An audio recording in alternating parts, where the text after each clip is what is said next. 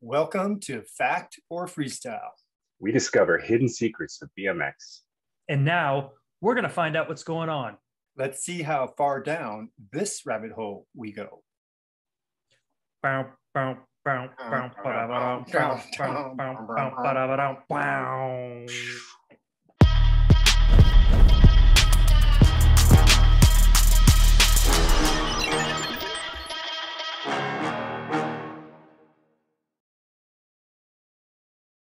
It's like shaped like a J. It comes down and then swoops up. It's like a ski jump. So I was looking at that one where you dive into it and it's like it goes over vert and it stops and then you have to land over here. Yeah, they're doing since it's literally like a monsoon here right now, so they're doing all the event. They moved all the ramps under this weird pavilion and they're going to do everything in there right now. It's going to be a mess. And I just saw fireworks going off inside. Damn. Wow. Cool. Do you ride any of the stuff there, Flip? I did last time. Last time when I came, I had just had my gallbladder taken out like 2 weeks before, so I had no business touching my bike, but I had to ride a little bit, so I did. This time I'm actually in Florida on family vacation, and it just happened to coincide with this, so I'm here with my kids, and we didn't even bring bikes. They're just here to watch shenanigans. Very cool. So you don't ride in the competition, do you? No, I ain't riding this. There's like, this is death. This is like, this isn't normal. This is very abnormal. I know. So Flip, is it true that Disney is looking to sponsor Swamp Fest? Yeah, it's right up their alley. What's going on? Is that Ray? What's up? That's I Ray. couldn't hear you guys I'm for a Ray. minute, so I got the audio. Yeah. Ray, how you doing, What's man? happening? Hey, RL, what's up, buddy? Hey, how's it going, guys? What's up, Chris? What's going on, man? Okay, wait. I know Ray. What's your name? Sorry. My What's name? his name? Please allow me to do the introduction. Is that be my Pete? honor. That's not Pete Carney. no. No, So, this show's not that lame. RL, this is Chris Young. And the story behind Chris Young and me, we have been in a quantum entanglement for like 20 years. This one time, I was riding for a bike shop, a Schwinn bike shop in Strongsville. And I come in and they said, hey, you got a call. Somebody's mom called and said that he's new in town and he's looking for someone to ride with. And I was like, totally. I got his number and we met in Berea, a couple of blocks from the Berea Triangle. We weren't, but it was night and we were going to have a parking lot session. And we squirrel back into this like industrial office park type of a thing. There's this grass embankment to wall, and we were riding it. We were hitting it. One time I go up and I hit it and I stall. And I go straight down and the handlebar goes into my leg. And I'm just like hobbling. I can't put any weight on it. The next day, Chris and I meet at the Berea Triangle. I couldn't ride. I couldn't stand. Oh, hold on. That's my timer. That's my 4-minute tea timer. So get that tea just right, Joe. So then, so we ride and then years later, it must have been like 5 years later. I was in college at OSU, and I ordered Dorkin 4.5, either 4.5 or 5, I forget which it was.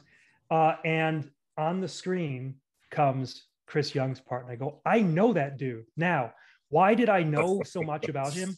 Well, a few months after we were riding, I was in Killington skiing in Vermont. And I was in the shower and I looked down and I saw a bump on my leg, a skin bump. It was about the size of about half of a golf ball. And I pushed on it and my finger went right through the muscle. And I go, I have a hole in my leg from the first time I rode with Chris Young. And every day I have been in the shower and that thing has popped up. And I've said, I got that the first time I was riding with Chris Young. And that essentially was the rabbit hole I went down to ultimately emerge sponsored by Chris. Scarred for life. Chris Scarred for vouched life. for me. Have we met before, Chris? You look really familiar. Who, me? Yeah.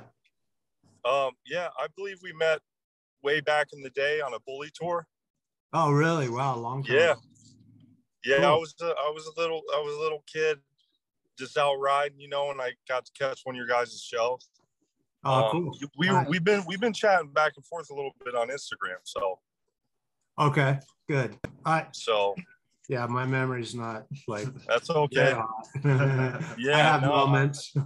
It's been nice watching you and Dylan, you know, working your way back and relearning stuff, and it's been super rad. And what's up, Mark? How's it going? The golf bag was right on point. Appreciate Hey, you. man, you got to get your bike out somehow. Yeah. Hey, Chris, can you turn your phone so that your phone's lined up better? So you know all the stories I told you about Ray, right? We won't talk about them. Yeah. Right? No, we can talk about them. No, Dave he wants you knows. to talk all about them. I don't want you to end up divorced and all that stuff. Oh, come on, there's nothing that bad. I got some great R.L. Osborne stories. Nothing bad. Ones that I would probably want to tell your son, but I'd probably bore him too much. But I can give him the short version. Right. Do any of them involve the Hammer ladies? Yeah, right. What loves the hammer? No, Yeah. mine's I do. wholesome. I have a wholesome R.L. Osborne story that like probably like a lot of other people have about R.L. But maybe you guys don't want a happy, wholesome, family loving type story, you know. Well, I got a microwave story about you. You know what that means? No, nothing like that. Nothing like that. But sometimes these guys don't like me telling a lot of my stories because I hijack the show. I'm successful at it. I think I'm like 10 for 10 so far. So, but maybe today I'll like not do it, but it might happen. Well, I we'll love ask the that panel, Ray see what they say. Well, don't ask Joe. Joe will always say yeah. Joe I'm says the yes yes man. as soon as I say yeah. I'm like, hey Joe, I have a story. Let's hear it, Ray. Start talking. Well, it's about a 40-minute story. Start talking, Ray. Go ahead. Yeah, when we would get out of warming up, or you know, when we had time, I was hanging with Pete Carney or Chris Day. We would be like, "Where's Ray and Gary Pollock?" You know, because those two, it was like the after show. You know, there's always something happening, and That's the stuff Joe loves right there. Just that line right there. Where it made the event it was so fun, you know, because after there wasn't a whole lot to do, but you guys always put in that extra to make it exciting. Yeah. So Well, Joe and Dave, can I just tell my quick R.L. Osborne story? That's not even an R.L. Yes. Osborne story, really. Well, Okay, RL's and here, now- so maybe that's a I good know. time. Yeah. And Joe, don't get all excited. It's nothing goofy. It's just something real, and it's cool. But Okay. but so when I've always told stories about when I first went to contests, and like you would see people like Dave Norrie or R.L. Osborne, and like you would just see them in like magazines and stuff. And so when you would go to these places, it'd be like if you went to like an NBA game and like Michael Jordan's there. Okay, if you see Michael Jordan, you're gonna be like, oh my God, there's Michael Jordan. He's gonna take a couple foul shots. He'll play the game, and then you'll go home, and that's it. So the first time I went to an AFA contest, every pro you ever saw or every amateur is right there in front of you. So R.L. Osborne, without a doubt, was the biggest name that I had ever seen in the magazines. And then he's standing right there, like at the hotel, like checking in. So I'm like freaking out. Everyone's freaking out. And then by the end of the contest, it's like you're sitting there talking to the dude and just being like, hey, what's up? And then you go to another contest like a month later, and he'll recognize you and be like, oh, hey, what's up, dude? And then that's all you need right there. You're like, wait a minute, RL said hi to me. Like, holy crap. And then like a year later, unfortunately, he gave me his phone number. So I'd call him every week just to make up some story. Like, I wonder what his favorite color is in Tough Wheels. Let's call him and ask him. And then I'd call and hello. hey, RL, it's Ray. Oh, hey, what's up? And he would talk on the phone for like 20 minutes to me. So it'd be like going to an NBA game, meet Michael Jordan, getting his phone number and talking to him for 20 minutes. That would only happen in the world of like freestyle BMX, dude. Well, we were friends. friends. So we've been friends, right? Forever. Totally, yeah. For a long time. And then a long time ago, you sent me a bully frame. I don't have any of my old stuff. I didn't keep anything. I sent you actually a bully and a general, if you remember. Yeah. I mean, it was so long ago. And the thing that was great about it was I bought those years ago when I was buying stuff on eBay, and I had no contact with you at all. I had no idea like where you were or how to get a hold of you. But I bought those 2 frames just in case someday I like ran into you or got a hold of you. And then when Mark Eaton and John Swar were doing Joe Kidd on a Stingray, they're like, oh yeah, we're going to be talking to RL next week. I'm like, wait a minute, you found RL? And they're like, oh yeah. So then we were at the Joe Kidd premiere, and then we like hanging out and talking. And then I was like, give me your address. I'm going to send you some stuff. And then I remember, I called you because I love calling people. And you got the frames and you're like, dude, you don't know how weird it was to see that bike box sitting out in front of my driveway. Like I haven't had a bike box come to my house in 20 years. And that right there was the sole reason I bought those bikes, was to someday you say that line, it's been 20 years since I had a bike box show up. And it came from you that I hadn't talked to in a long time. So I was like, wow, this is, I mean, what a gift, I mean, I had nothing. I didn't keep anything, and you sent me 2 of those frames, and that was a big shock, but it was cool. Damn, Ray, that's RL. That's crazy, Ray. You really kind of looked way into the future with that one. Yeah. I did. I had a vision that someday RL would be back in it, and the fact that you're back in it with your son Dylan is so he can.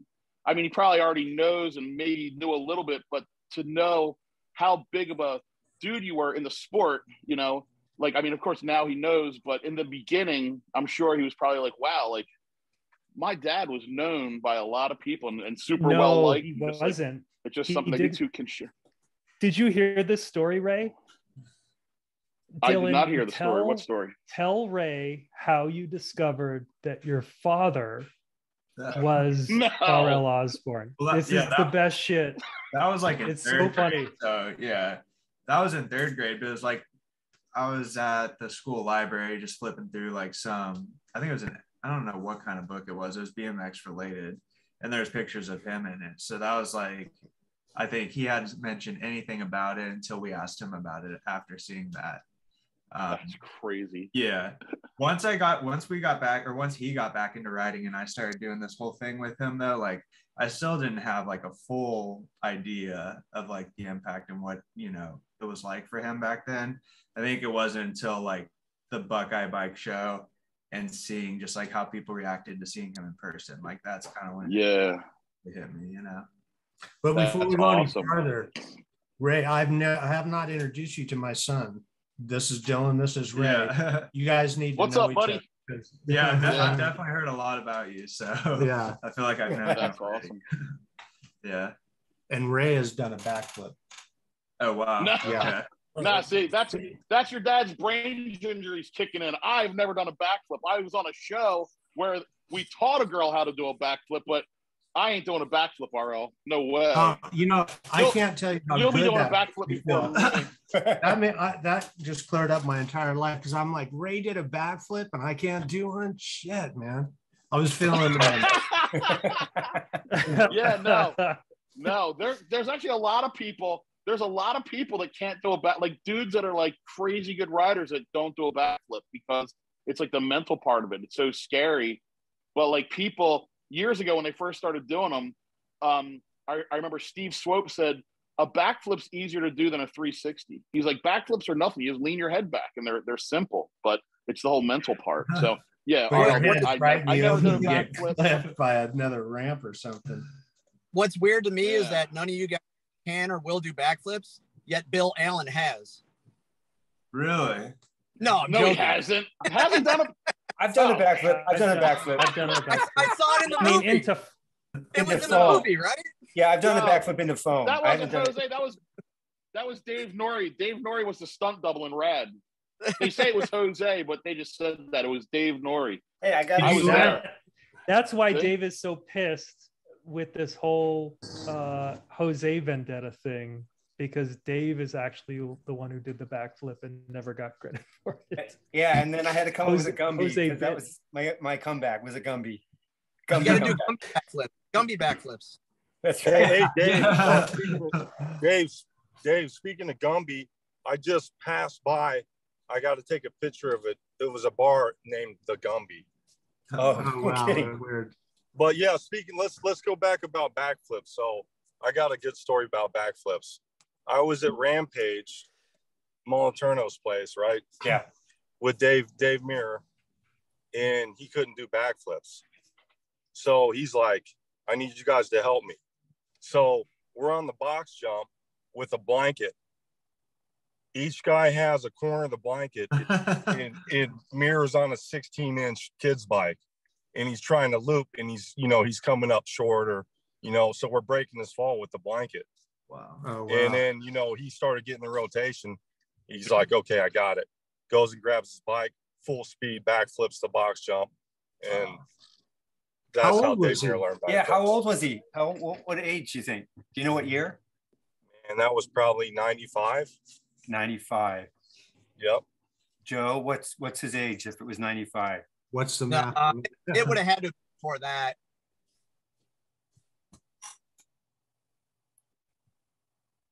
You think it would have happened before that?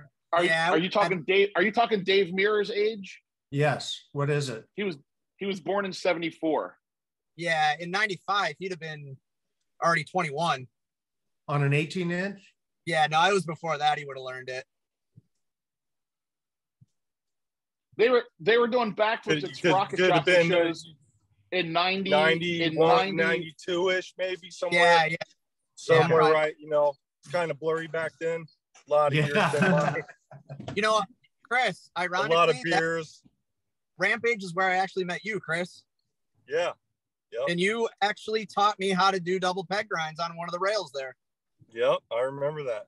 Wait, when you guys say Rampage, that's Small and Turno shop? Yeah. Yeah, Moliterno skate park at the time. Yep. Okay, because I was thinking Red Bull Rampage. No. Okay. Hey, RL, back in the day, that reminds me, did you have the little phone service that allowed you to block people's phone numbers? No, I call them all the time. No, I still don't use blocked phone numbers. I don't know how to. I think we have way too much available to us, to do with all those things you do with the phone. I make phone calls. Once in a while, I'll email. That's about it on my phone. I like to keep it simple.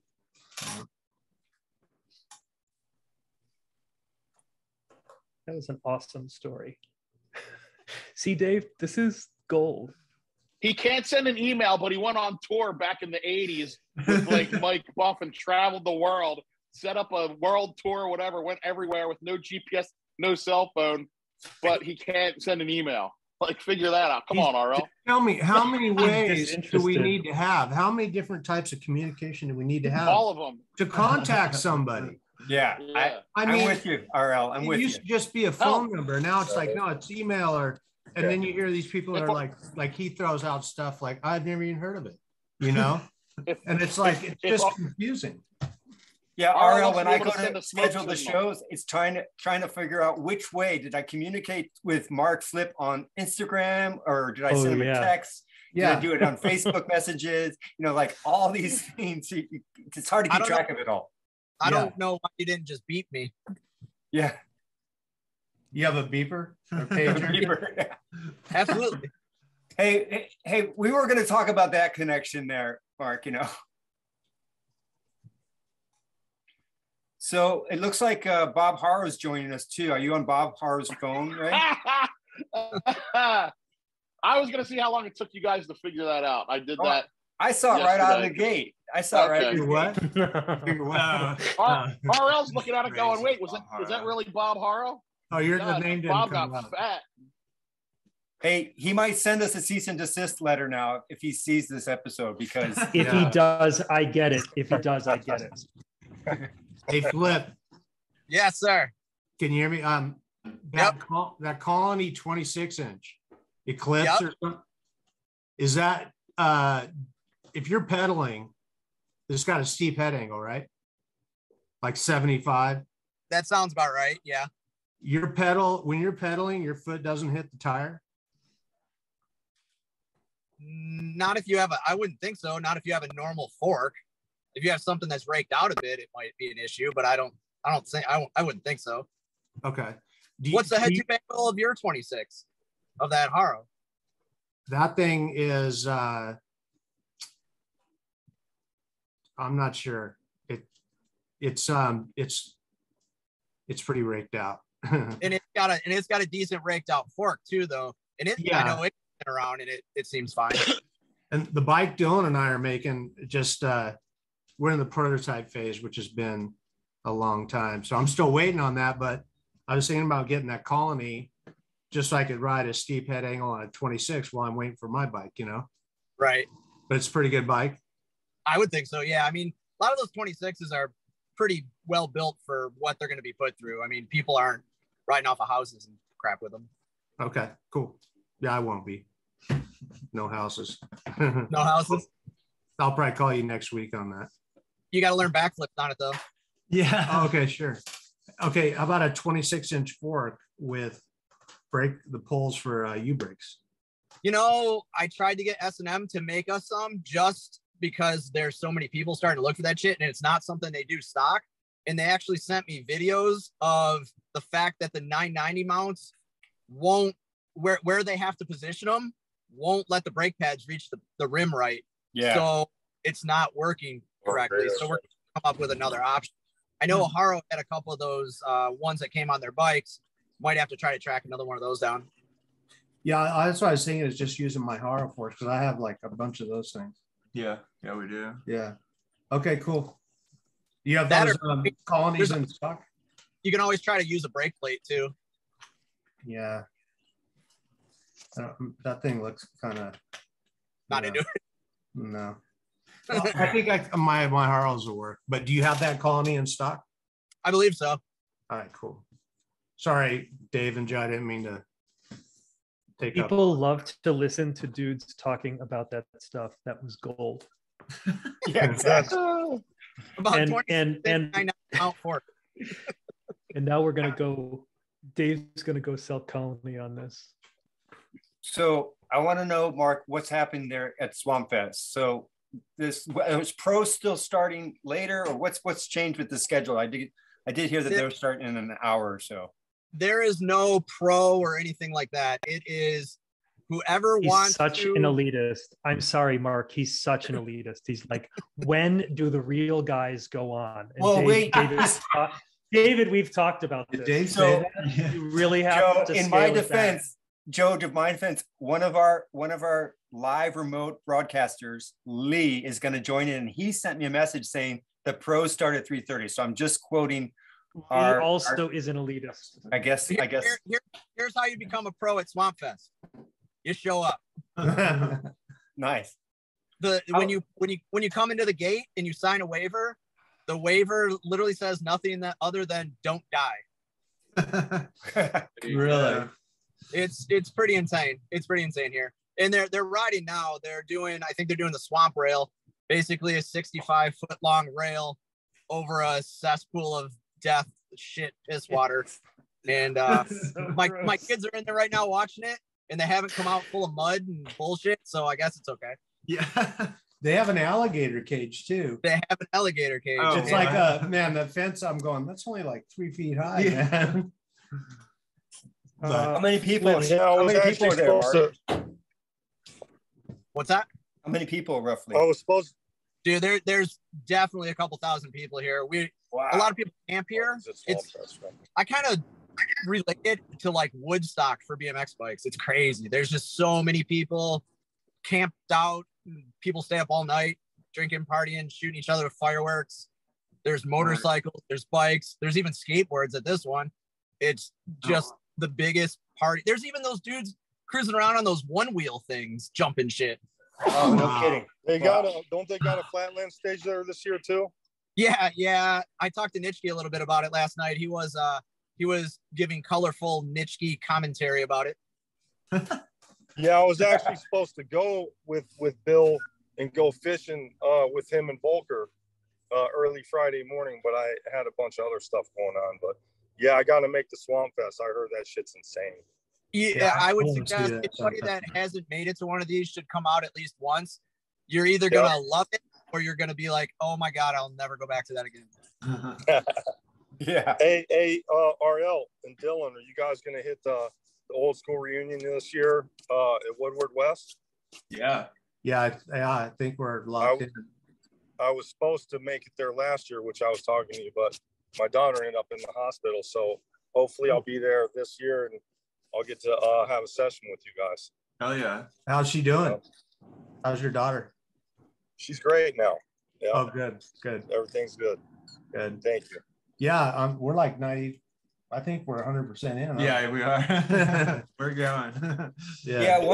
Once you go once, you're going to be hooked. I mean, you'll go every time now. Yeah. Yeah. Are you going to go, Dave and Joe? You guys going to hit that? I'll hit it up for sure. I work my ass off to get an invite, and I am going twice every year. Hey, Ray, do you talk to Pete Carney at all? I just through like Instagram and stuff. I met up with him by accident about 12 years ago in New York, and we just like ran into him at some like Matt Hoffman, like the Birth of Big Air show or whatever. And so I saw him there, but I haven't like called him on the phone or anything like that. I have talked to him a bunch about like back when I was trying to get you to go to all the stuff, like 10, 15 years ago. I'm like, dude, we go to these things, we go here, we go there. And he's busy, I guess. He did have that horrible medical situation about 2 years ago. That was heavy. Yeah, that was crazy. Yeah. And so it seems like he's back on track. And but the thing that's great is when I did run into him, and I'm sure you've had the same thing happen. You haven't seen somebody for 20 years, and you'll, hey, what's up? And it's right back to like where you were like the last time you saw him. I love that. I don't know what that's called, but that's one of my favorite things in the world. Is when you can just see somebody for the first time in 20 years, and you remember the way they walk, they talk, their sounds, all this shit. It's great. I love it. It's all the same. We're just older. Yeah. Yeah, it's cool. I hear you. I talked to him a couple times online, briefly, but I think he's in Oregon, right?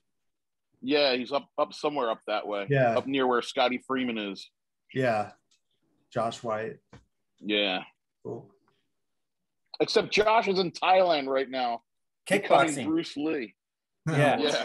Wow. He's in like a secret training. Did you hear about that, Joe? He's in like this training session in Taiwan. That's so awesome. Josh White is. Yeah.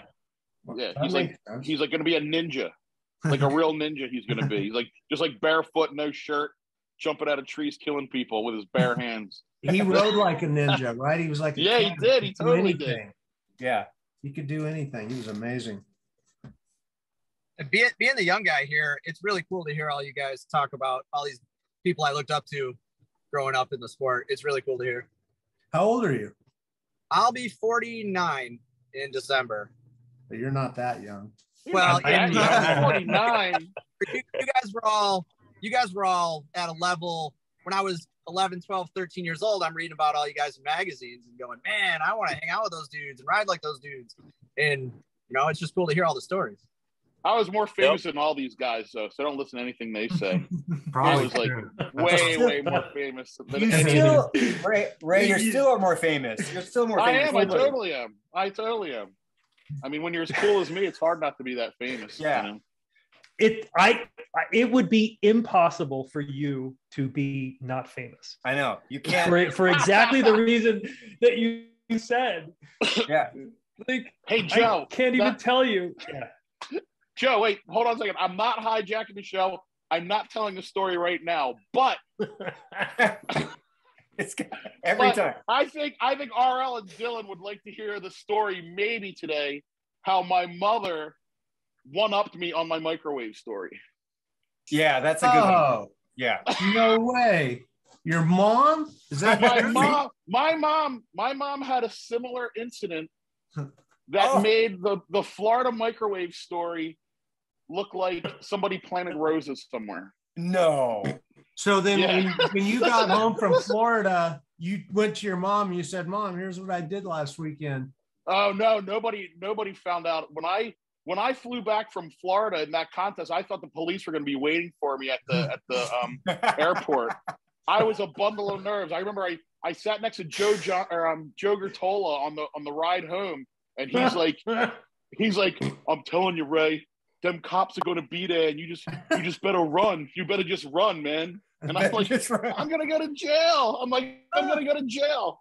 Hey, like, I think you should do Joe Gertola's voice all the time. I think that's great. That's so good. He still talks exactly like that. He is like one of my favorite dudes ever. No, he's Joe great. Gertola. Yeah. That's great. Okay, so yeah, I think it warrants. Joe, what do you think? Warren, just give Ray the stage to hear the story. It might be a wonderful. Well, Dylan probably doesn't know the whole microwave story. Oh, he does. I don't think I've heard that. Wait, hold on a second. I love watching an angel get its wings. And so we're going to watch Dylan react to the story for the first time. Ray's got to tell it. Beautiful. Ray's got to tell it, though. Oh, Joe. Dylan, and this is amazing. And Ray's going to tell it. There's multiple versions of it. Yeah, I know. I say this all the time. I'll give the short version. So I'm thinking for this, I will have to give the short version. But okay. I'm getting out of breath already and I haven't started telling it yet. But this show is going to win an Emmy. No, it's not. So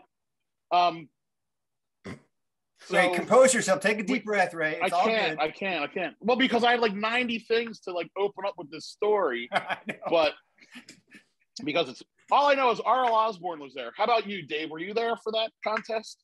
I was there for that contest. Yes. Do you remember the microwave story? I do. Absolutely.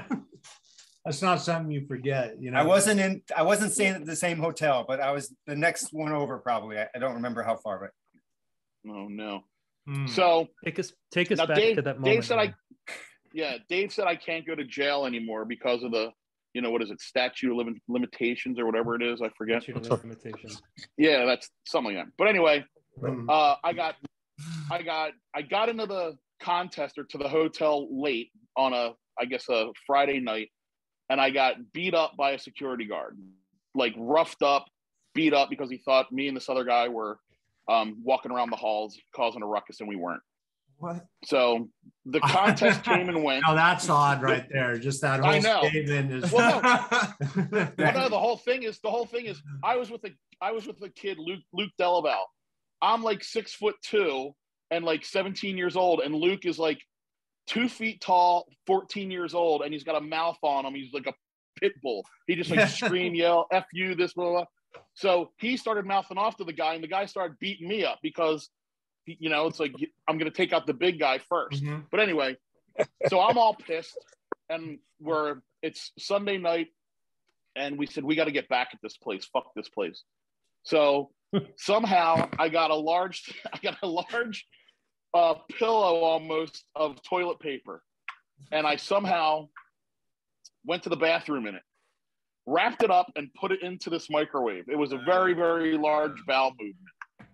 And I thought we were going to put it in there, and it was in like the lobby where you could like buy like a can of Hormel chili and then put it in this microwave and heat it up. So I'm like, I'll fix these dudes. This guy's going to go in there and open that up, and there's going to be a big ball of shit in there. So we put it in, and we run. And we're like, okay, we forget about it. Now that should have been the story right there, but no, not even close. Not even close. So not even close. So we go across the hotel, like across the way, and it's like one of these like indoor outdoor hotels. And we're sitting in a room for like a half hour, and somebody comes by and says, "Hey, the lobby's on fire. You guys got to get out of here." And we open the door, and we can see lights on the palm trees from like the ambulance and fire trucks and stuff. And we're like running down, and we're like, "Hey, what's going on? What's going on?" They're like, "The lobby's on fire." And then like we get this like waft of some unknown smell we've never smelled before. And we're like, dude, what the hell's going on? And I look at Luke, and Luke's got this like white ghost look on his face. And I'm like, what's going on, dude? He goes, dude, when we took off, I hit the button for 30 minutes. Yeah. 30 like, minutes. No, I'm like, holy shit. So all that toilet paper went up as the fuel, and it baked the poop and then caught the microwave on fire. The methane. So they had to evacuate the hotel. It smelled horrible. It was a whole big mess. And I remember like a lot of I remember. Good. I was just gonna say, people on the plane ride home, their clothes were still stinking. It was so bad. I mean, it was it was bad. Pete Carney came and got me out of my room, and he goes, "Dude, come check this out." And I just walked out of my room, which was like separate from the hotel lobby. I was way far away. Second, I walked like really out, high up. What's that smell? And Pete was cracking up, and I was like, "Oh man, it's Ray. It's got to be." It's Ray. It was like I found Ray and Gary Pollock. There they are. So I was scared to death, and then so like Bob Morales is walking around, and he's trying to figure out what's going on, and I'm like, "Here's where I'm going to jail," you know. And Bob's going, "When I find out who did this," I'm like, "Yeah, I don't know who the hell it could have been. Probably somebody down there where those guys were smoking weed. It wasn't. I don't know what's going on." But so then and about 2 or 3 years later, I was with Ron Haro, and he was telling me this whole story about how he was flying home and nobody would sit next to him, and if he ever caught the guy that put the poop in the microwave, that he would kill him. And I'm driving the GT thing, and I'm like, I know exactly who did it. And he's like, take me to the person right now. I'm gonna kill him. And I'm like, I can't because he's driving. He's like, wait, that was you? And I'm like, yeah. And he's like, dude, that is the funniest thing I've ever heard in my life. So, man, stuff like that made it so much fun to go to the contest. You know, I mean, just created stories and talk about it forever. I thought it was great. Yeah. You know. Okay, so that happened in 1987, and then in 1997 or 8. So I was visiting my mom, and I think we were actually at her house on Thanksgiving. And so I didn't see like my mom that often. And we went there, and my mom was just like, "Oh, hey, how you guys doing?" It was like me and my brother, and we're just like hanging out. And my mom, this is where Joe would die, because my mom sits us down for Thanksgiving. She goes, "Boy, do I have a funny story for you." And we're like thinking like, and maybe she like bought something at the store and they put 2 apples in her bag instead of 1 or something. Yeah. You know, the old lady thing, right? And she goes, "Boy, do I have a story for you." We're like, "All right, let's hear it." So she's like, "Well, a couple weeks ago, I started working this job. It's a place that installs and services septic tanks. So, you know, they pump poop out of a septic tank and install these tanks." So it was my mom's first week at work. And she's like, so I get a phone call, and this person says, "We need our septic tank pumped like Monday and Thursday, blah, blah, blah, and this, and this." And my mom hangs up. And she tells her coworker, she goes, "I just got a phone call from this place, and I know the house that has this that they need their septic thing done." And she's like, "What do you mean you know the house?" And my mom's like, "Well, about a year ago, I was stuck in a snowstorm, and I got diverted off into like near Valley Forge Park on Sweetsford Road, and I had to take a poop." Now, my mom's telling this story. She had to take a poop. Now, a dude would have just pooped their pants. You know what I mean? Like a dude just would have like jumped out and shit on the side of the road. But my mom was like, "I'll just go to this house and take a poop." Now, my mom was around 4 feet tall and a very large lady. She was like basically me without the beard, and but a lot shorter. And a lot shorter. So she goes up to the house, and it's got a big like gate in it, and the gate's wide open. It's a raging snowstorm. She pounds on the front door. Nobody's there. Now she's gonna knock on the door and be like, "Hey, I have to poop," and she thinks they're gonna like let her in. So she bangs on the door. There's nobody there. She goes around to the side, bangs on the door. Nobody there. Then she runs around to the back, and at this point, she's like fingers like on the butt, banging on the door. She's like, "I'm gonna poop right now." So she bangs on the door. There's nobody there. She just pulls her pants down in the middle of a snowstorm, and takes a dump on this guy's back steps, or this house's back steps. Does a full-on poop, wipes her butt with her hand, cleans it off with the snow, and buries it like a wolf in the wild, and then leaves. Oh my God. God. So you think that's the story, right? And my mom's telling this lady the story, and the lady is looking, she's horrified. And my mom goes, I just can't believe that that's the place that I took the poop, because I remember it said like 1314 Sweetsford Road. And I just remember that address. And she goes, do you know whose house that is? And my mom goes, well, I don't know. It was a really big house with like a gate, but the gate was open. And the lady is like trembling. She goes, that's one of our best customers. She goes, that's Chubby Checker's house.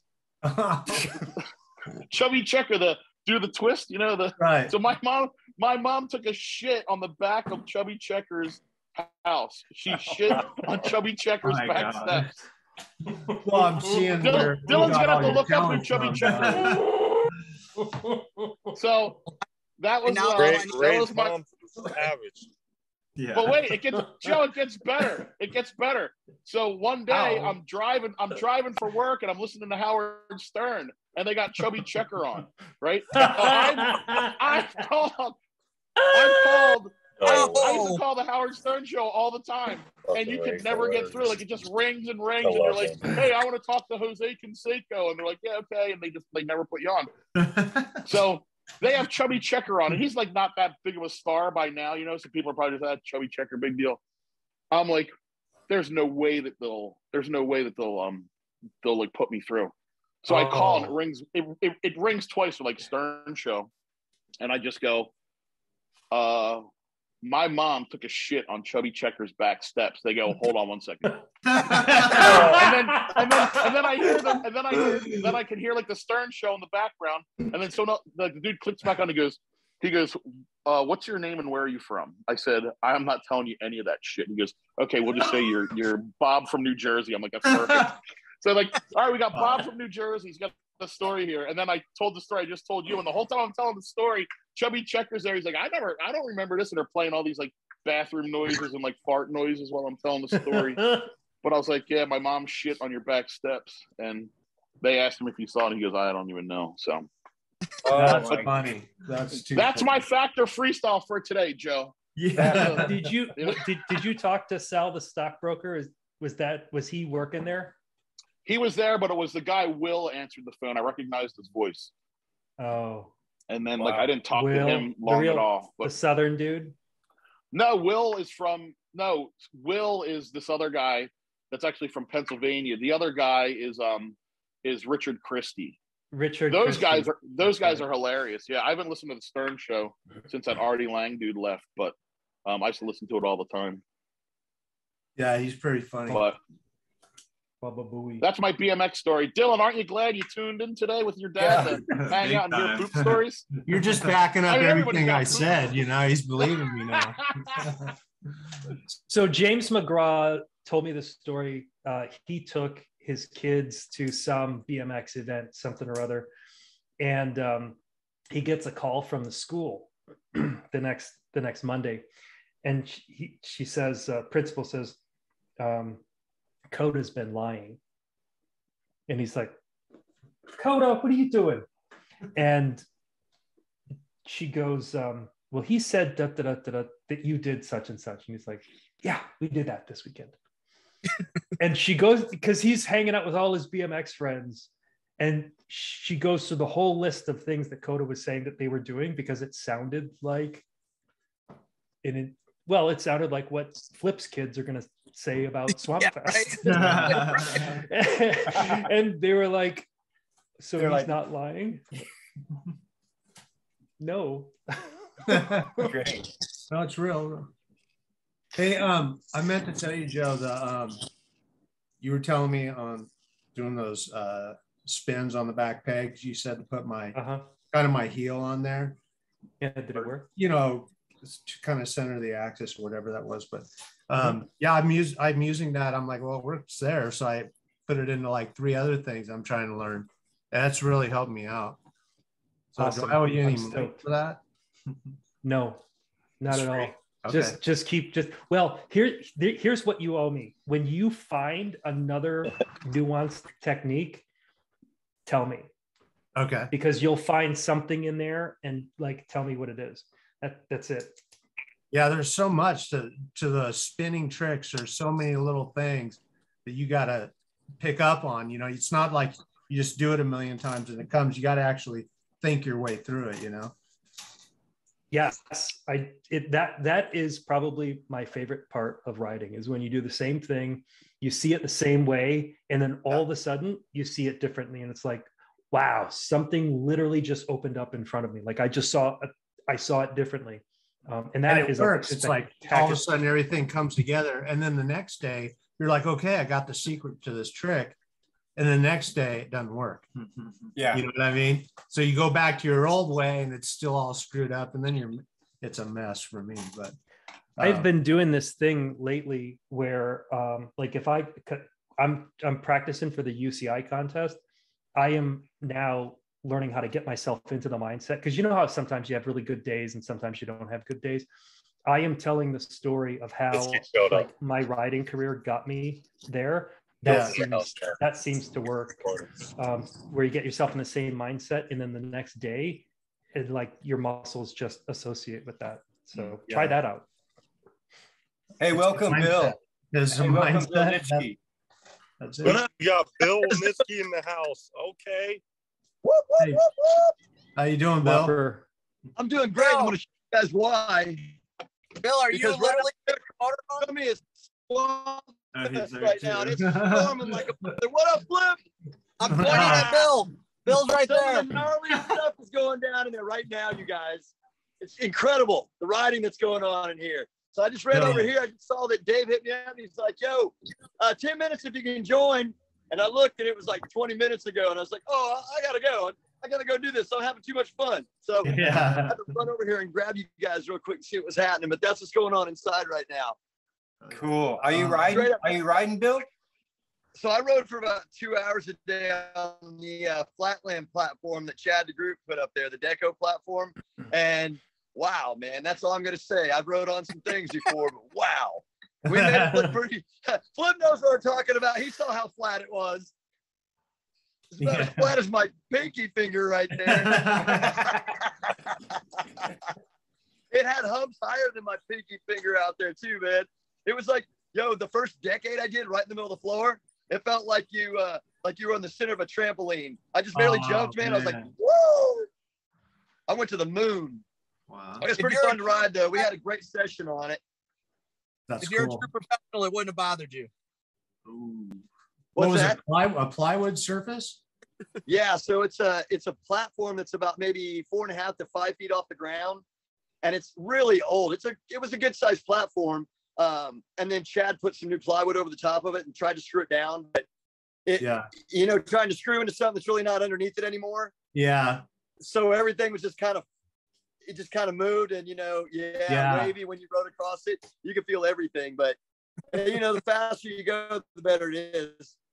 Well, and the 2x4s are like 5 feet apart, 4 feet apart. It's Swamp Fest. You can't have a perfect flatland area at Swamp Fest. That wouldn't work. You have to have and it was a trampoline. I'll bet Trevor Meyer could ride that like a. Oh yeah, he could.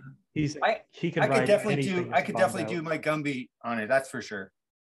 Hey Dave, you know how everybody's like in the pro flatland class, they all go to their quadrants to ride, like the 4 little corners, and they ride. Yeah. Well, that's kind of how this was. You were picking out the 4 little corners of the one little square that you had to ride, and you're kind of riding around that.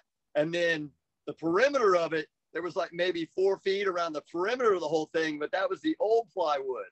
So you didn't even, if you got off that, you had to go back up over the plywood seam to get back into the whole middle square again. So it was definitely challenging, but it was fun. And at first I was like, there's no way I'm going to ride this, because it looked a little bit sketchy to me. And then it got cleaned off, and I was like, there's some people hovering around. I got to show off. So I ran all the way back here, grabbed my bike and ran back and jumped up there, man, and just started going at it.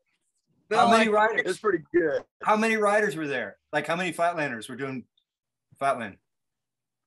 There was JFB was here. Chad the Group was here. Obviously, that's his platform that he put together for this. There was probably maybe 8 to 10 dudes up there on the stage riding. Okay. Yeah. RL and I are going to come next Swamp Fest, and we'll do a show for it. Yeah, right. Oh man. Yeah, I'll be coaching Dave. Love it. Bill, I think it's funny. You're complaining about Dave, dude. You're complaining about transitioning between cracks and plywood when there's dudes under there riding rails on fire and landing in cesspools full of broken glass. Yep. Yeah, right. Exactly. Get your Flatlanders are more picky though. That's funny. Dude, people are just getting crushed in there. So we're by the So GT's got a booth out here, and they were kind of doing a thing. They built a quarter pipe with a box jump. The quarter pipe's okay. Fire truck's here. Fire truck's here. Fire truck is there. It is. There's a microwave somewhere nearby. Fucking Ray. It's not Ray. You got him on TV. Ray, where are you, Ray? Ray, are you at your house? No, he emailed us flaming shit. Yeah. I am at my house. Where else would I be? Yes. We're just confirming because I don't know. You might have I'm not there. Background. This is that's green screen. I took a picture of my garage and I'm at Swamp Fest right now in the hotel. And you're on Bob Harrow's phone. Bob Harrow's phone. Every time, hey RL, every time I see Bob Harrow, which is only maybe I've seen him 4 times in the past 10 years. Every time I see him, I walk up and say, "Hey, what's up, RL?" And he knows it's coming out, but it's not as funny. But last time I saw him, he made eye contact with me 20 feet away, and he's like, "Here it comes, here it comes." I'm like, "Hey, RL, what's up, man? How you doing?" He's like, "What's up, Ray? How you doing, man?" So, I saw Bob at the old school reunion. And, how was that? What's that like? Seeing somebody like him that you had such a history with back in the day? I was really wondering. I was really wondering because there's all these stories flying around and stuff. Yeah. Yeah. And it was just like when he was living with us, we were buddies, surfing, riding. It was just normal. It was really cool. It was I was glad to put all that crap behind us and just be friends again.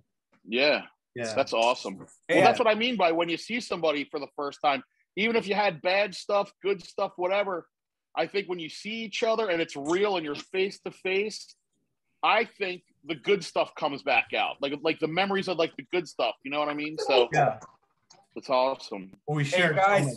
Can you mark your calendars? I just got the confirmation for Woodward. Maybe you already knew this, RL. September 2nd through the 4th, they decided.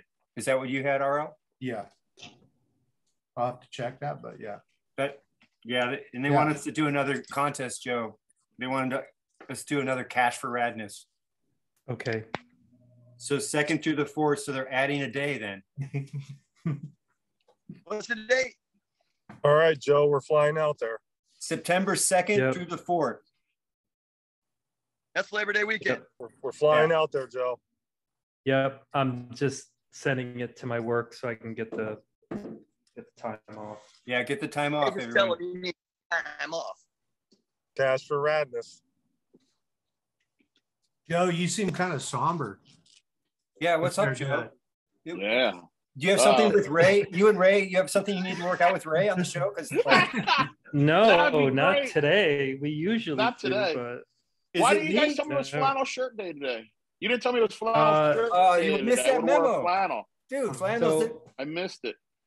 I am pretty stoked because tomorrow, late after the show, I'm going to drive up to Ann Arbor, Michigan to get my mark because I'm in a biker gang now, and I'm going to get my plywood hoods tattoo. Like Pee Wee Herman? Yes. Are you getting a tattoo?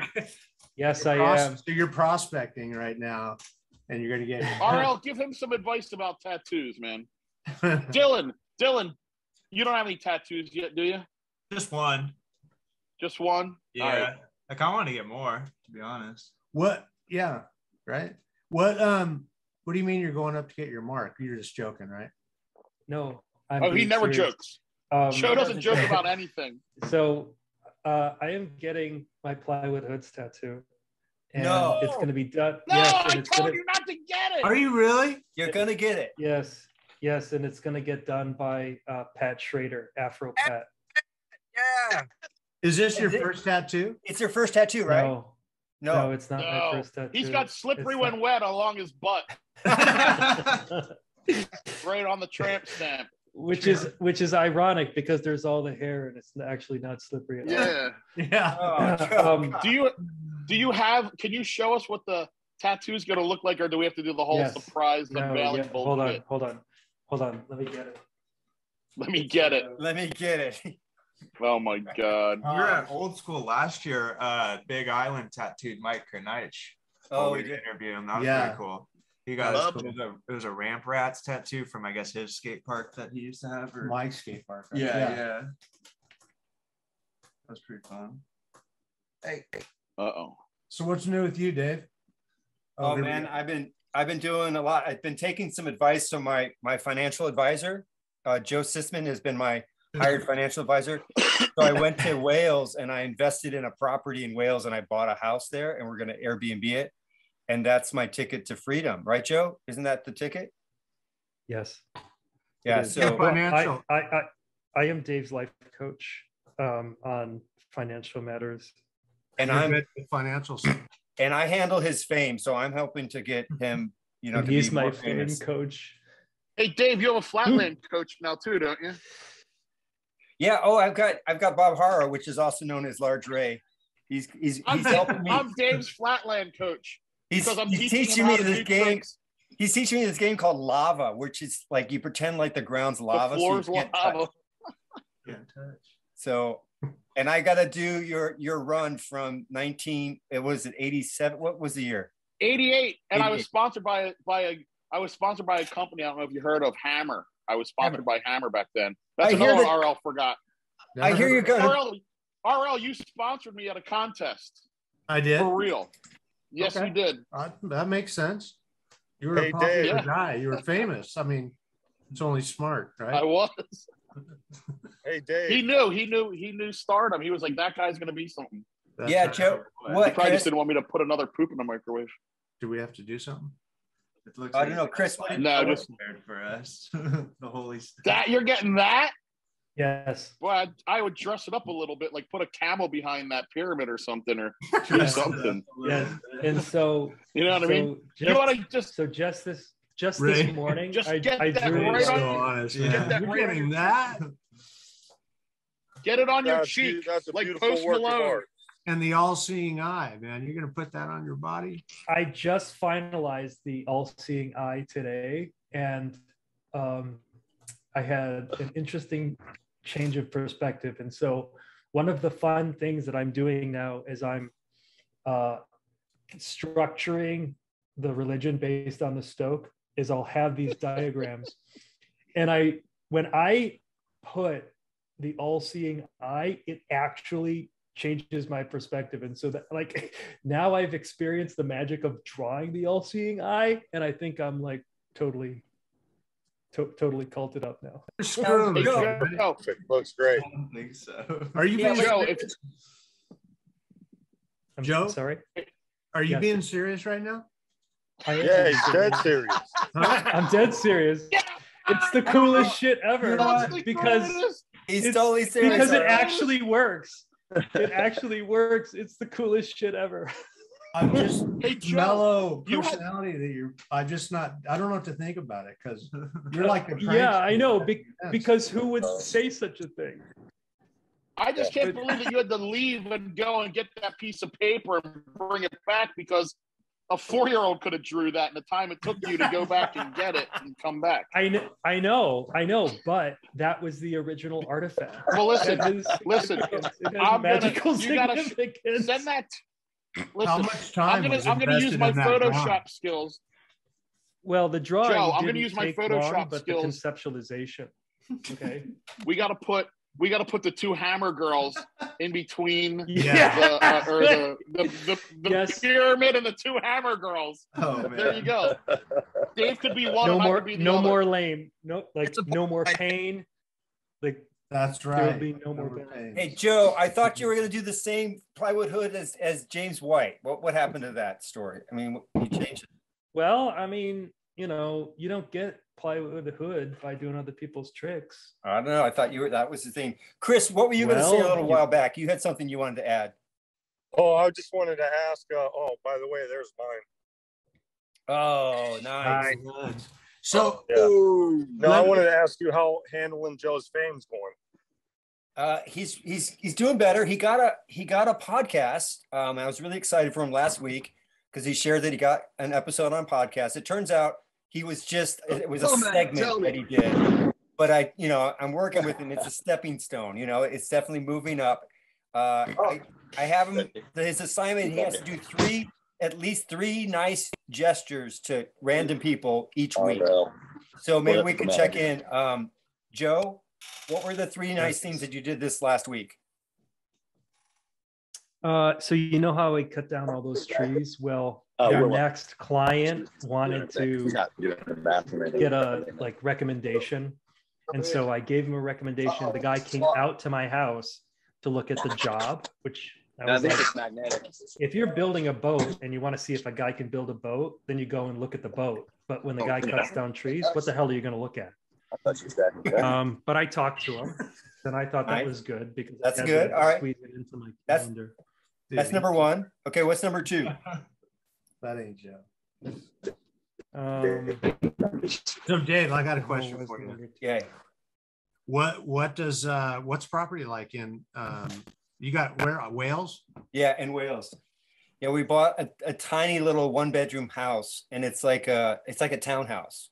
So you're familiar with Europe because you've been there. You know how the European little towns are. It's got a little center town. Everything is walkable. You can walk to the hardware store. You can walk to the pub, the restaurant, the post office. You can basically do everything within a 3 to 4 minute walk. And can you find James White?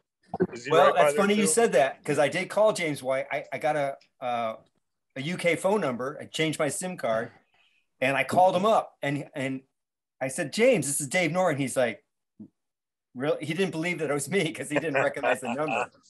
It was so great. He's like, oh, really? And I go, yeah, it's me. This is my UK number. You got to save it. So he's about 4 hours, and they look at 4 hours a lot. Wait, what is that in metric? They use miles there. They use miles. It's crazy. They use miles when they're traveling, but everything else is metric, which is confusing. So he was 4 miles from you? 4 hours. I know, but what is that in metric? In metric, I didn't do the conversion. You can do the kilometers, right? I'll look. Sorry for derailing. Derailing, Dave.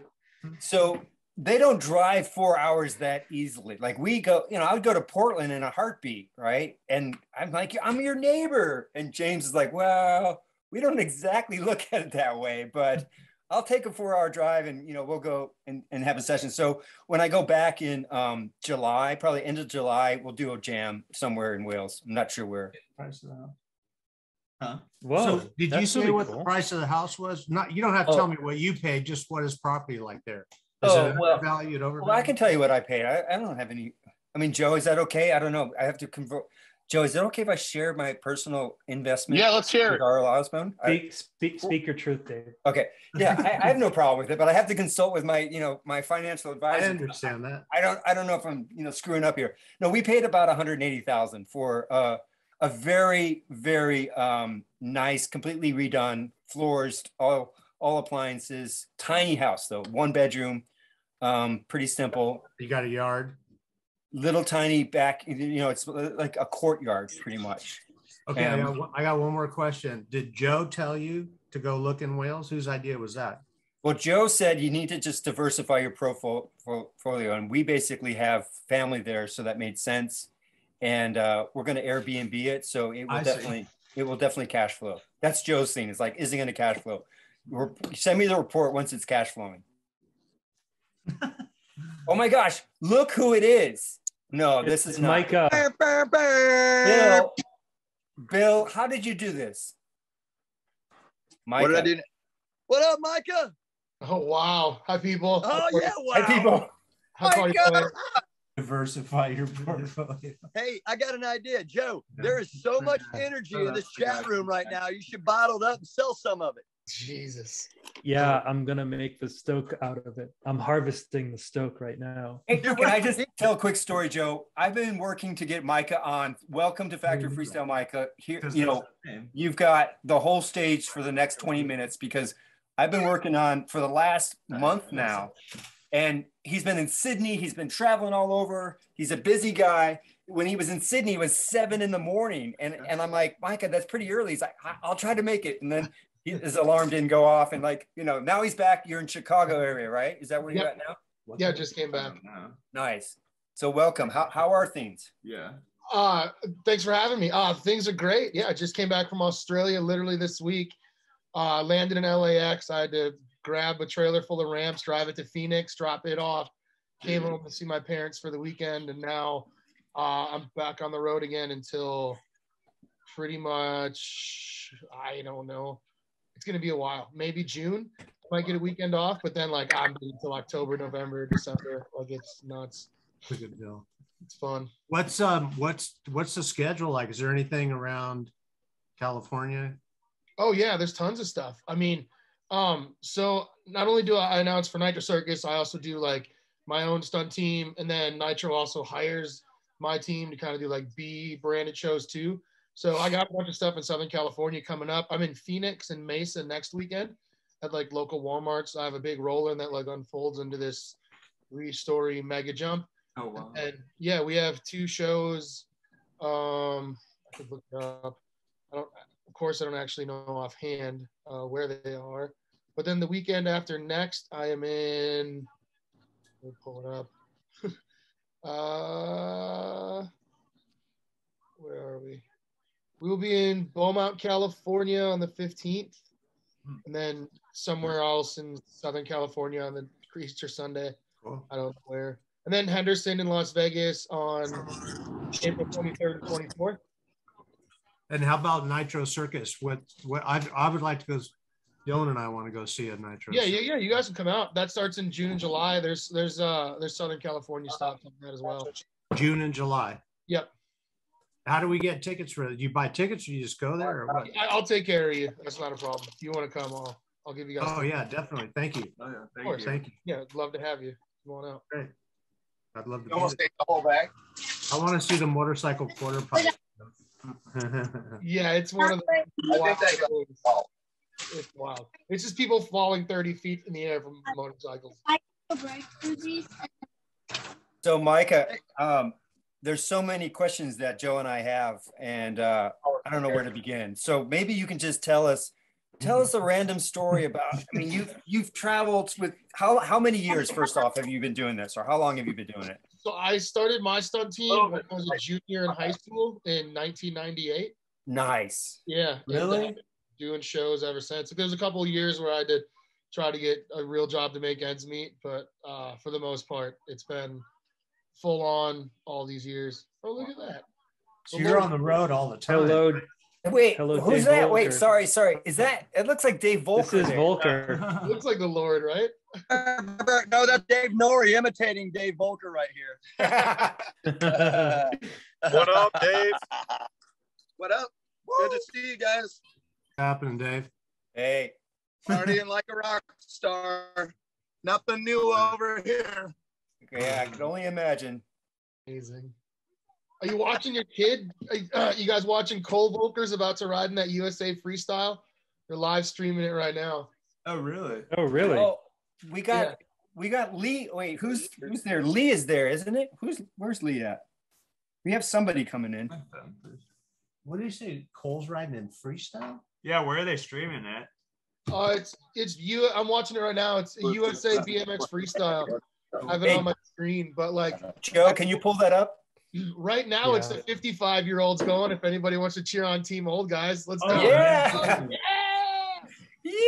I didn't even know. Are you talking about ground riding or pools or? No, they're doing a contest in Texas at Morgan Wade Skate Park right now, and it's on live stream. I've been watching it all day. All right. And Lee Ramsdale is supposed to call in any minute. I'm just waiting for him. He's probably on the deck of that contest. So I think Mongoose is a pretty big sponsor. Yeah. Where they're streaming. There's a 49-year-old jumping spines right now on TV or on YouTube. Life is That's good. awesome. See that. Joe, can you find What it? is it? Wait, what is it again? USABMX.com? USA BMX Freestyle. Buzz Thompson. Okay, wait, I gotta see him right. Yeah, this guy Buzz Thompson is 49 years old and just pedaling at quarter pipes. That's crazy. Oh, Shit. Oh God. For a while. You can work Come on, Joe, you got to pull it up so we can watch it together. Come on. Joe, this is why we do these live shows. Come on. I can't even believe that I can't find this. Hey, did anybody see that ham plant that guy did? Yeah. He's got long blonde hair. It was on Scotty Cranmer's channel. Yeah. Did you guys see that on that vert, like 6 foot vert wall? And he's inverted upside down. Okay, here we go. Thank you, Joe. Good job. All right. Oh, this is they combined the masters and the experts, and then after this is like the top AMs, then the pros after this. But masters. Oh, I was worried you're by yourself. This is hilarious. I'm sorry. Hey, Ray, I think this is how you can get paid to announce contests. So I just sit here in Bill a chair. can do the color. I think that's Bill right. can do the play-by-play. Scotty Cranmer is probably there. I'll watch that Oh live. yeah, because they have been in Texas lately. That's true. Look at that wall, man. That's crazy, right? Get it. Oh, yeah. Oh, Give me another water, please. Joe, you know I'm the worst announcer there ever was, and I can't do it and won't do it. You know the story. Well, I do know the story, but I think you're going to get a live tryout right here. And you're going to have your friends. So we set this up. Mike, I told Micah about this problem, and Micah said, look, Joe, get Ray on. We'll watch the live stream, and we'll give him life coaching. And so I'm making your dream come true, Ray. You can do this. Micah, it's not a dream. It's not a dream come true. You're making that part up. I want nothing to do. I am not a person that can sit there and go to a contest and it be my job to tell the people what's going on. I am a behind the scenes nitwit. You're not going to get. The only thing you I'm are good not at. going to get paid. It's not going to be your job. Dave's going to get paid. Ray, you're a I'll get the you're revenue. just going to show up. But I can't and do whatever talk you about want. it live when stuff's happening. I can do it if we're sitting up with like 10 of our friends and make fun of people. The only way I could do it is if I had like the Madonna microphone, and you just had me talking. We're gonna just start with my indirection. whole style. Instead of I just put a mic while I'm talking shit to my friends. That's all I do. Okay, that I could do. I could do that in my sleep. Where'd he go? All right, nice. Alive. So Ray, we're gonna start you commenting live streams, so it'll be like the Blair Witch Project, so it's not really real to you. Right. Yeah, exactly. I mean, what do you want to do? Okay, there's two guys hugging right now. There's a guy waiting on the ramp getting sunburned. No. That's not color commentary. That's play-by-play. No. Nobody wants play-by-play. Okay. Hey, does anybody control that logo? I know. Yeah, what's the deal with the logo? Anyone count the teeth yet? I have so many questions. Who's in control of that thing? There we go. Okay, now we got it. Hey, RL, why don't you go to their Instagram page and say, I'm RL Osborne. Y'all need to get that logo off the live stream faster. Well, I mean, if they're showing this thing live, you'd think they'd want to. The guy won a puppy. Did you see that? Wow, this guy's. Wait a minute. That would be the greatest. Hey, Joe, can you imagine having a contest and the prize would be handing out live animals? That would be something new. Goldfish. I think they're giving away an elephant. You know, like, hey, I got third place, and someone bring a goat up. It's like, bah, or a sheep. It's like the Gong Show. Yeah, James McGraw had the Gong Show.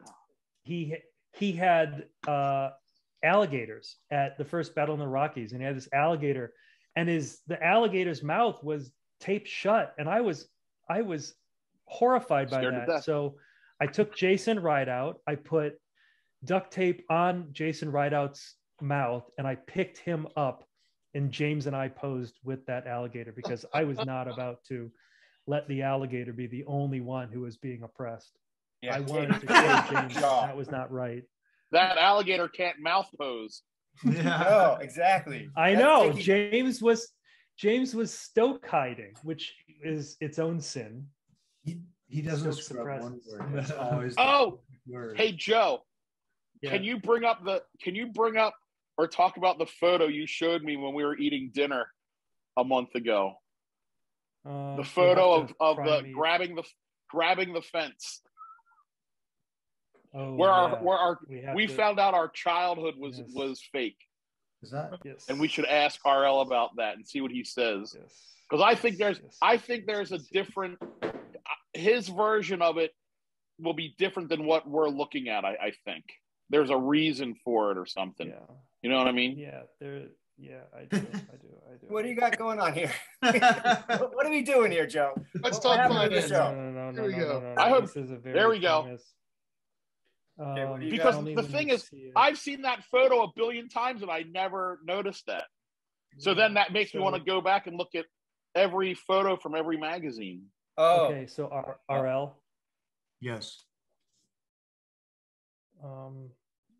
We're gonna do something here. Now, if he uses the word hand plant, then I get it. Oh boy. What's going on here? What are we doing? Your you hand, know what? Maybe it's very hard to hold your hand like that.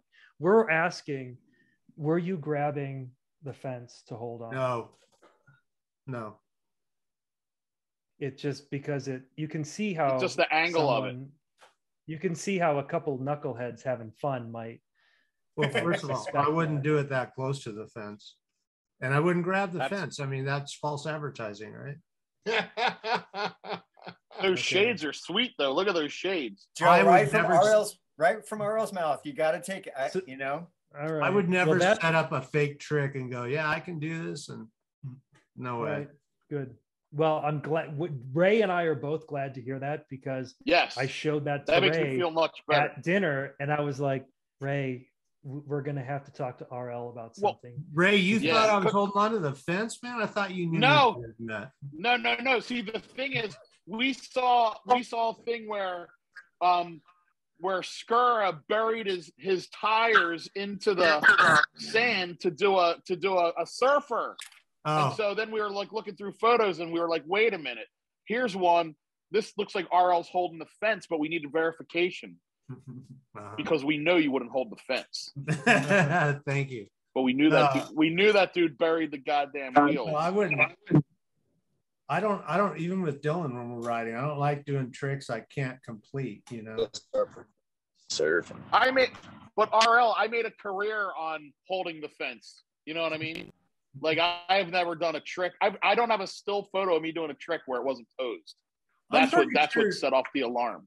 I'm pretty sure we had a conversation about backflips and you said they were really easy. And when you taught that girl, you said that you did one. No, I never did. It's even on the show. I never did it. Like on the show. I'm talking about our phone call that we had after the show. He's talking about the phone call afterwards. Right? You're like, yeah, it's so easy, man. It's not. There's nothing. No. I said backflips are really easy.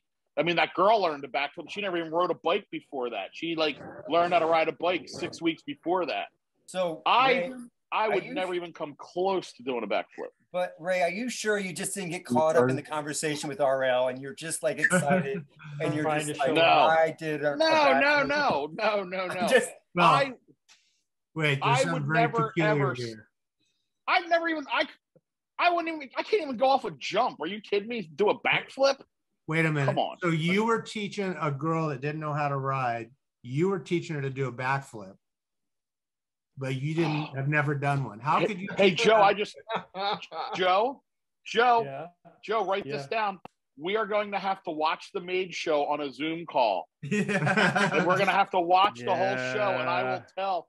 Because I wasn't on that show because I was a rider, because I'm basically not a rider.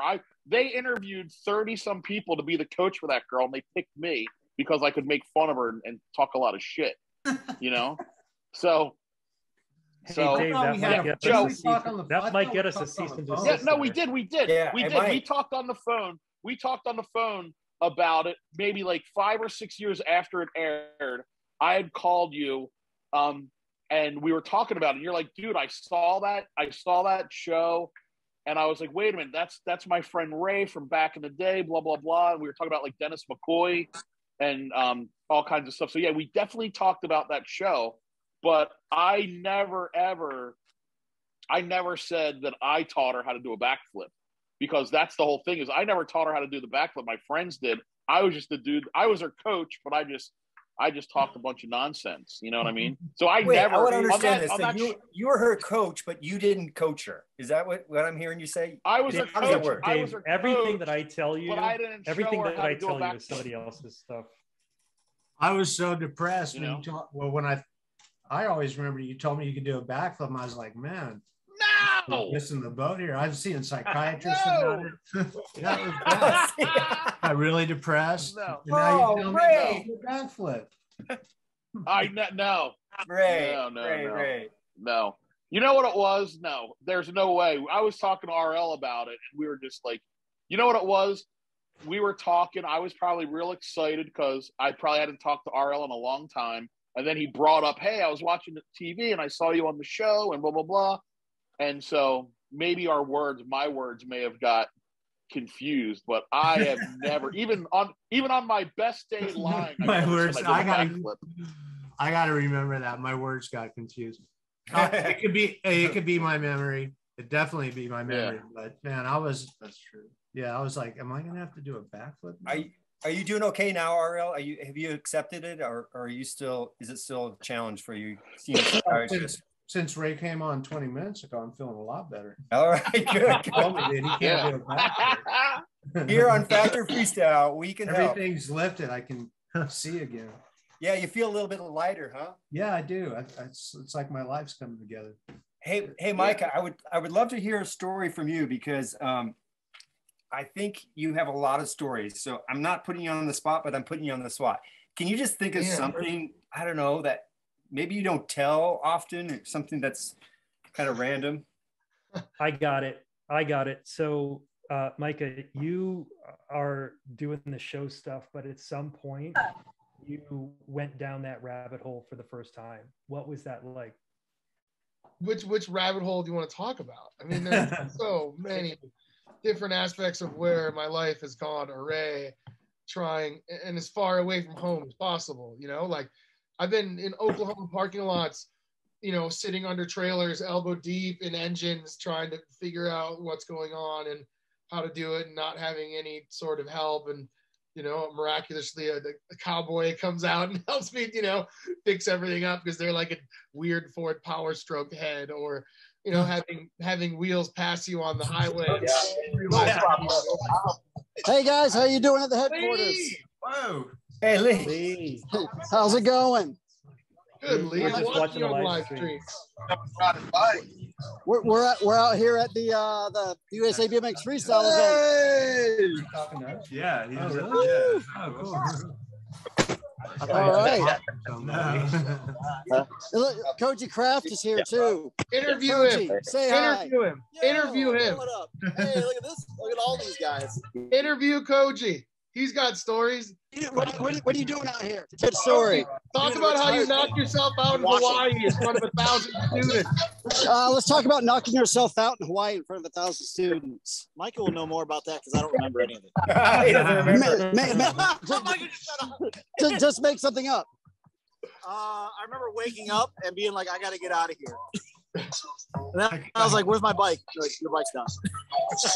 Well, what do you think of the contest so far? This is awesome. Actually, it's interesting because this is completely different than what we grew up in. And like, they're doing something kind of more evolved, but like, obviously it's evolving with the sport. Everybody's more evolved than you. True. They said true. You can't hear them. That was Koji Kraft. Only on the weekends. So what else do you guys want to know out here? Here's the practice. Here comes somebody. He did stuff. He did stuff. He did stuff. There's a lot of stuff going on out here. How long till goal? Until who? Cool. I don't know. I wish I knew more. I'm like the worst reporter there is. Hey, you're honest. That's cool. Yeah, but it's a cool scene out here. Morgan Wade did an awesome job making this park. It's pretty awesome. How many riders are there, Lee? What's the attendance? There's probably, I would say, about 75 riders. And I don't know, how many people do you think are out here, Koji? As a crowd or the riders? crowd?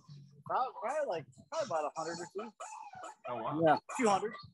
Yeah, and you can tell I have a really good microphone. I was looking at that. I was buying it. I don't feel right unless I'm talking into something, you know. It's just not right. You get that Radio Who's the Shack? oldest competitor? Yeah. Who's the oldest competitor? Who's the oldest competitor? They just had the Masters class. How old would you say? I think there was somebody out here. Yeah, late 40s for sure. Maybe if Koji would have entered, it would have been him. No, I'm 39. He says 39. Still young. Mike, didn't you say there was someone in their 50s? Yeah, there was a guy in their 50s in there. Yeah, there was somebody in their 50s. I mean, I'm in my 50s, so I'm here. But Enter Lee. What's that? Enter the Masters.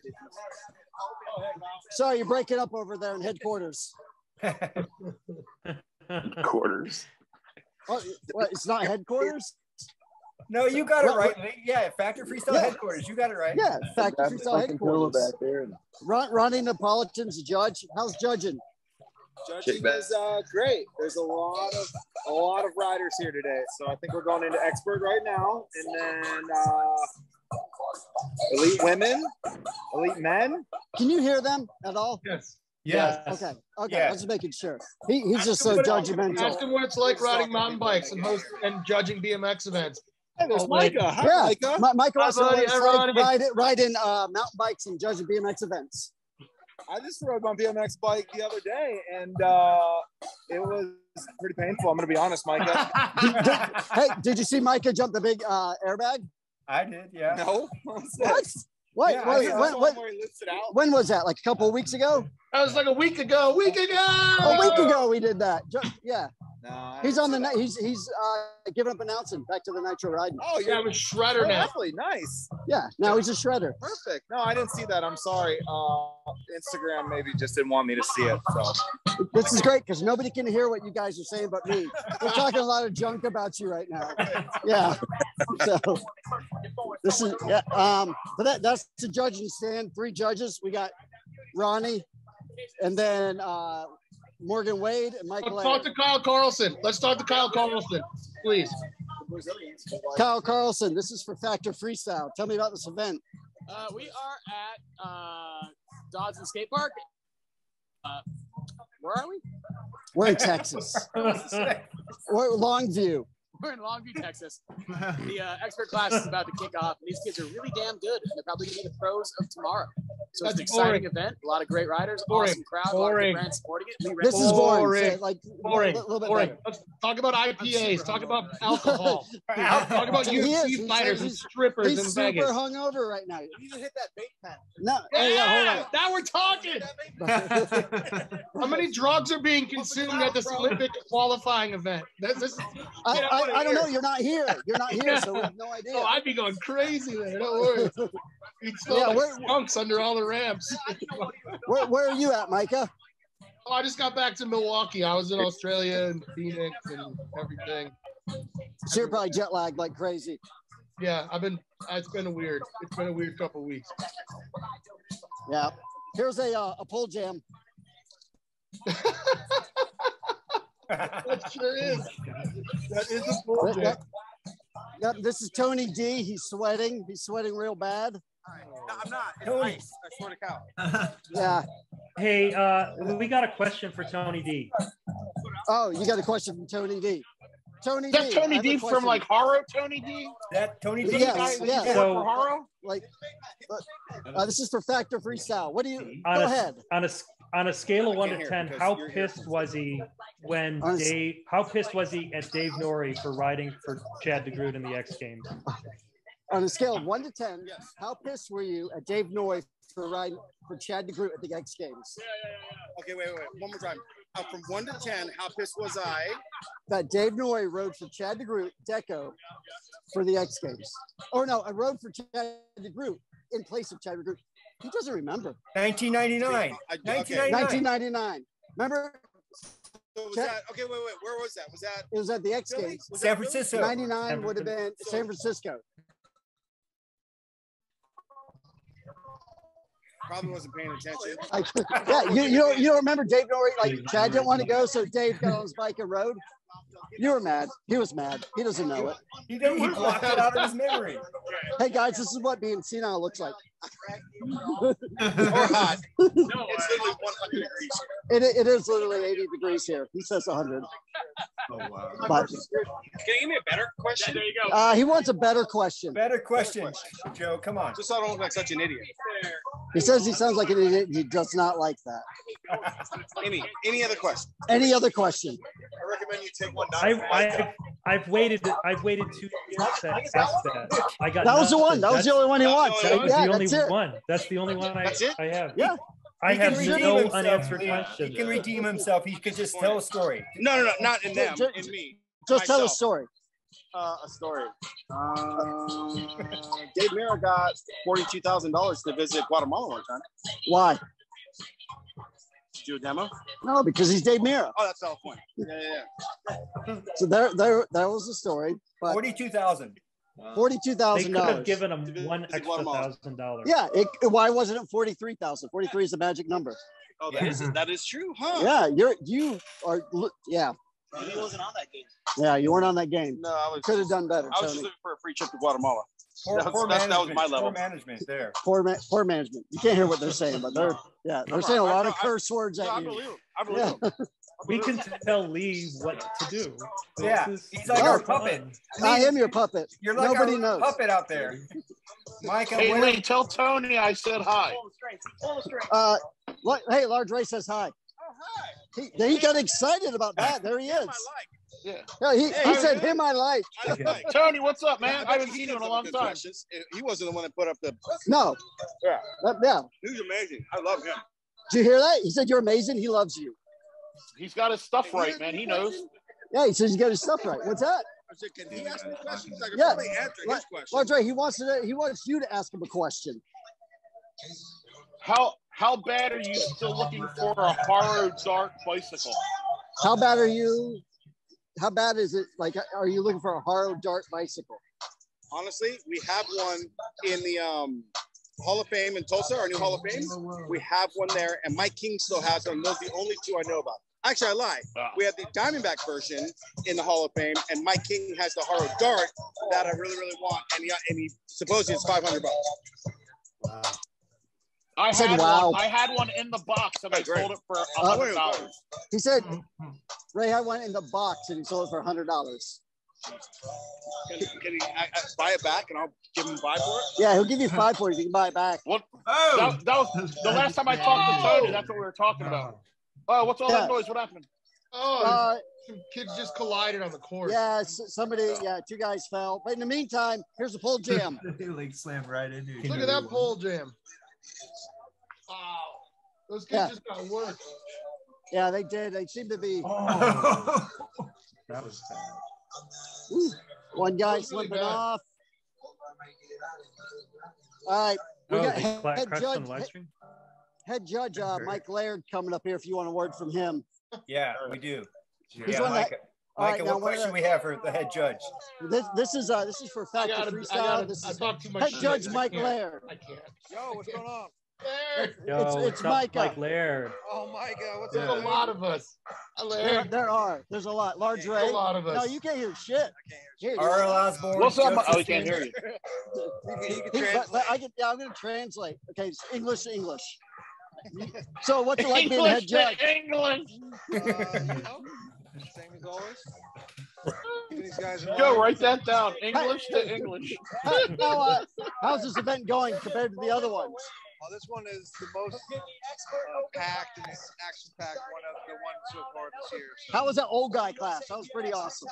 It's almost like the cherry on top right there. The old man, because they got the more variety style. It was more exciting. They're on edge. So, yeah, awesome. That was Mike Laird, folks. Nice. Yeah. What else do you guys want me to do? You're doing great. You're doing great. Like, yeah. Well, I gotta sit down. I'm tired. But, all right. I don't know what else to do. Hey, they're getting ready to start round. Hey, Lee, I got an idea. So they've got a live stream right now with giving out the awards. Why don't you go and stand in front of that award banner? Walk in front of there and then give these guys props, because we just want to see you show up on. We want you to show up on this show. I don't think they're giving out awards yet. It would be after this class. I'm seeing it on the live stream. Then. We're seeing it on the live stream. There may be a delay. On the live stream. Yeah, there might be a delay. I'll walk over there. So this isn't a live? No, it is. You're just. Yeah, this is all previously recorded. It's Morgan Wade. Morgan Wade, we got to ask him a question. Oh, they're about to judge. Oh, okay. And I don't know why I keep talking to my pen either. No, it's great. You keep talking to your pen. You have to keep talking to your pen. No, I know. I feel weird naked right now. So, all right, I'm going to go over it, but I think they're done. No, I think you're probably right. It wasn't a live stream. Yeah, it's a semi-live stream. It's a delay. Live stream. Once again, riders, please make your way. Semi-live. Loud here too. We are about to get things underway here in the Open Expert. You go interview Andrew Fox and try to ruin the contest announcing. Tell him this is more important than him announcing the live event. Yeah, see, nobody's here. It's just me. I won. Oh, congratulations. Yeah. So, and then there's a tent that's my size, short. We left the tent. So, no, go ahead. ahead. Hey, Ray, how would you disrupt this event? How would I disrupt it? I don't know. That's a good question. I think my disruption days are over. You know what I mean? Like I don't have it in me. I don't think. Are you guys ready to get on top? But now, back in the day, could you help Dave? Lee, could you help Ray bring those disruptive days back? Could you do that? Yeah. It'll be a new reality show. Bringing Ray back. Bringing Ray back. Yeah. Perfect. He's going beyond microwaves. He's going beyond microwaves. Let's shoot the first episode. Yeah, bringing Ray back. But hold on, I got somebody else interviewed. What's it like being a dog? Yeah. No comment. No comment. All right. I think I might go and take some photos now. How much longer are you guys on this for? Another 20 minutes. 2 hours at least. 2 hours? No, another 20 minutes. Hey, is Cole Volko anywhere around? No, I don't think he's here this time. Oh, really? I haven't seen him yet. If he is, he doesn't have a shirt on. I'll guarantee that. His dad's there. I saw his dad. Dave's here? Or his dad, Cole's dad. We don't call him Dave anymore. It's Cole's dad. Oh, yeah. His dad's not here. It is. Bill Nitschke's on the phone. He's right there sleeping. Look at the phone, Lee. Oh. Yeah, go find Cole and show him his dad. Go find Cole and tell him his dad's sleeping. We tried to get Cole out here, but he just didn't come out. Oh, he's not there, Bill. Okay. Yeah.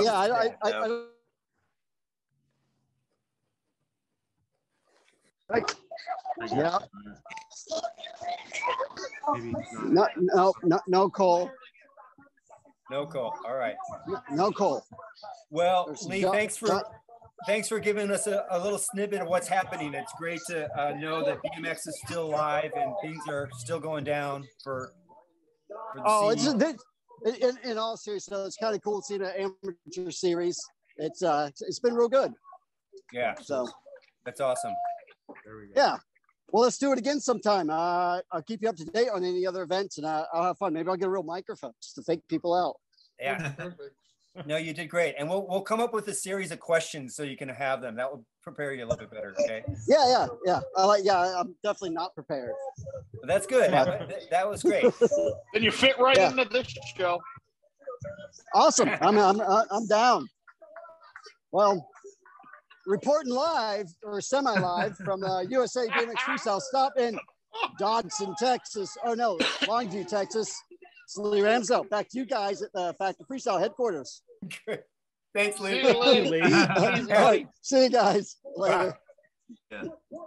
Later. Oh, that was great. Hey, Chris, I'm a little worried that. Are you doing okay there, Chris? Yeah, I'm good. Okay, good. This is great. You guys are hitting them from all different angles today. I know, right? We got it covered. Place. I love it.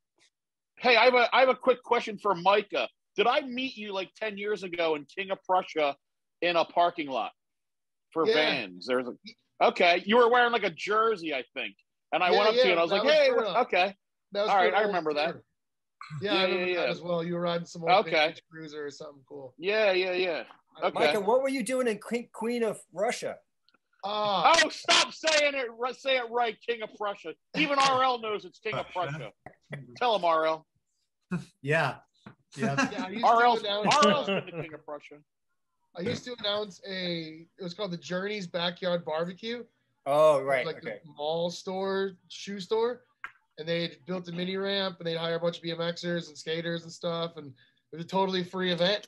And it was super fun. And all of a sudden, Large Ray came riding over. I was stoked. Nice. I was on a 24-inch Team Murray Cruiser. Red. I have a picture from that day. I remember it was a cool bike. I remember that. Yeah. Yeah, hell yeah. That's a long time ago. Yeah, then I saw you on that MTV show. It was beautiful. That was me. We're gonna do a live one, aren't we, Joe? And we're gonna do a director's cut of that. Find that girl now. Right. How many kids do you think she has? You're a random. She's got girl 3 from kids. Pennsylvania. Yeah. She has 3 kids. Her and her husband are in the medical field. She's a nurse, and I think her husband's a anesthesiologist. They live somewhere near Boston. Of course. She looks exactly the same as she did like 20 years ago. She has 2 boys and a girl, a dog, a house, the whole kit. She's got the whole kit. She's got it going on. Yeah, we still talk to her. Ray, good. Yeah, do you think you could teach RL how to do a backflip? I couldn't. Yeah, he's just afraid to ask you for himself. Really. Oh, you know what would be great is at Woodward, you guys could both learn how to do a backflip. Yeah. The backflip's the easy part. It's getting the hell out of that foam pit, which is a bunch of bullshit. Yeah. You know, Brett Downs pushed me in the foam pit years ago. I'm still trying to get out. I was in there forever. I'm like, you guys are gonna have to call the fire department and get like the thing they hoist whales out of the ocean with, because I can't get out, man. I can't pull myself. I like the idea of the blanket and 5 guys holding the blanket. Yeah. Yep. Sounds much more cushy than no, the foam pit's where it's at, but getting out is bullshit. What about airbag, Micah? That seems like the way to go, right? I got several. Whenever you're ready, whenever you're ready. Well, let's set it up, Micah. I'm easily your size, Large Ray, and I can backflip. So if you want to, you're probably way smaller than me. I bet. You'd be surprised. I bet I'm not. I bet you. I'll bet anything that I'm way bigger than you. I got airbags. Anytime you want to jump on them, it doesn't get any safer. There's no climbing out of it. There's no climbing out. There we go. Exactly. Oh, there we go, RL. Let's go. I'll coach you. Right. I will coach you to do a backflip. I'll do it with you. I got a question for Micah. Micah. Large Ray's coaching technique is taking you to a strip club, which is like my kind of coaching technique. So, like, let's go. That's fine. Let's go. It worked. I'll tell you that. It worked great. Can you hear me, Micah? Yeah, absolutely. All right. Are you on the road all the time? Like, are you on airplanes, different countries, get back in the van? Is it just continuous all year long? Yeah, I probably do 250 events in a calendar year. Wow. Yeah. So you're never home? No, never. This is my bedroom. It's my buddy's house. I rent a room. It's near an airport. I just kind of do laundry. You can see my bag's already packed for the next one, and we get back out there. Wow. And you I want to be the person that shows BMX to people for the first time. Like, I don't want them to find it any other way but through my show. So yeah. I believe the amount is more. Like, quality is important, but I think doing the most out there is huge. And I want to be that like litmus of the catalyst of taking people to the right points of BMX, and I feel I'm serious about it. So yeah, Michael, like we had Gail Webb on the first time I invited you. We had a bunch of people that were doing shows. So Keith King, and we had Gail Webb, and that was kind of why we wanted to hear that. Like, what's the the drive? What's the motivation? And I know that you travel. I had no idea that he was doing that many events, but having that. Coming from the day and age when RL and even me, when I started doing horror shows, it was a much different experience for the kids. And can you talk a little bit about that? Because you've seen that over the years, obviously doing your own show since '98.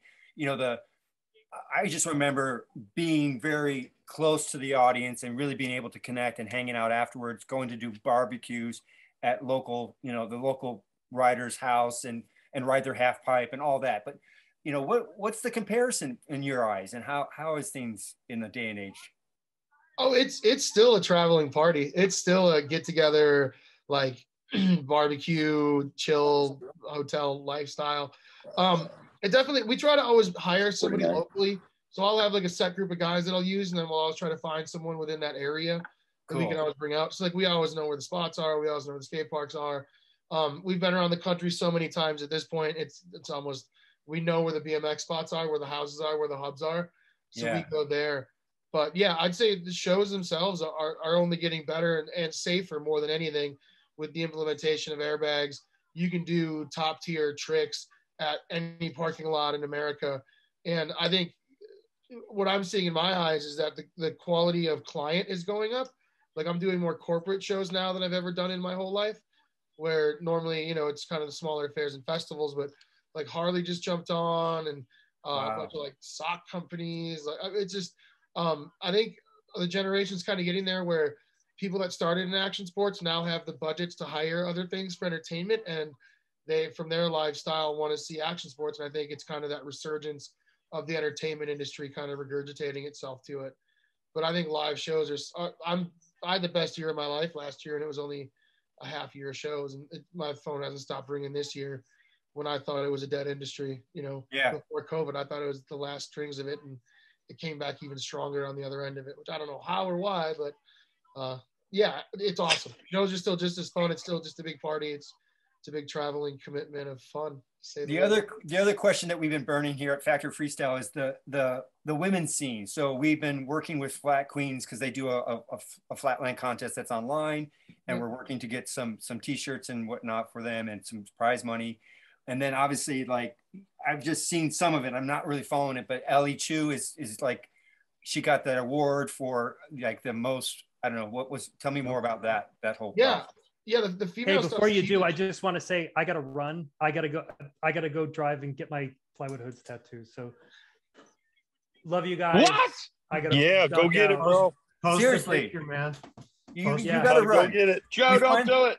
We got Arlo Osborne, we got Bill Nitschke. I know. And you got Chris Young, and we got Mike, and you gotta run.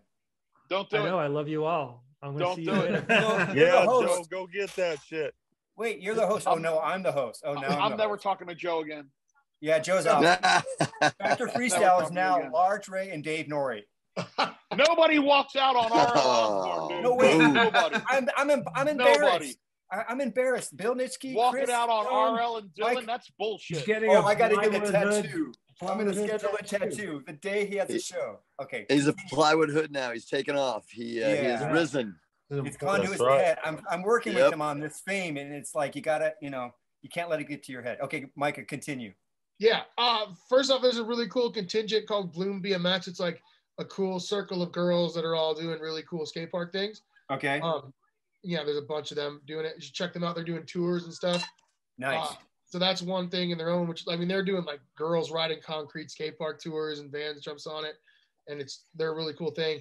As for like Ellie, she is so in her own class. There's not any girls riding the big air stuff. She is, she's from New Zealand. So she rides with a guy named Jed Milden, who's the first person to ever do a triple and quadruple backflip on a BMX bike. Yeah, I saw that. This place called Franklin Farm, where it's 2 shipping containers built like this, on one going straight up the middle, and one side's a foam pit, on the other side's the world record distance jump. So like he has her training there all the time. So she's used to going huge in that foam pit. She came on tour. She was doing front flips, double back flips. She holds herself super well. She speaks amazing. She's I've never met another female like her. Ellie's, I think, in a class of her own when it comes to riding BMX bikes. She has the mentality of like wanting to do the 40, 50-foot jumps, and that's not normal in anything. And but it's also setting the precedent to more women can get. I mean, part of it is that I'm thinking about for the Flatland, because if Flatland ever gets in the Olympics, we have to have a female presence, right? Mm-hmm. That's the real holdback. So I'm thinking about the Flat Queens, you know, getting together with the, what was it, Gloom BMX? Is that what you call Bloom, it? BLOOM. Bloom BMX. Yeah, that then maybe they could do some Flatland events in conjunction with some of the skate parks so that we can, you know, merge those and hopefully grow. So yeah, I mean, I think it's great what you're doing. And is there more women coming on board? Do you see more joining the circuit? Yeah, so Jed is doing it's called Big Air Nationals. He's kind of figuring out a contest series of just doing large airbags, doing like a 6-foot tall airbag, an 8-foot tall airbag, then the pro stuff being on a 10-foot tall airbag, and then having scaffolding roll-ins. So the biggest problem with females, and just what it is a strength issue of upper body. They can't really control it as well as men.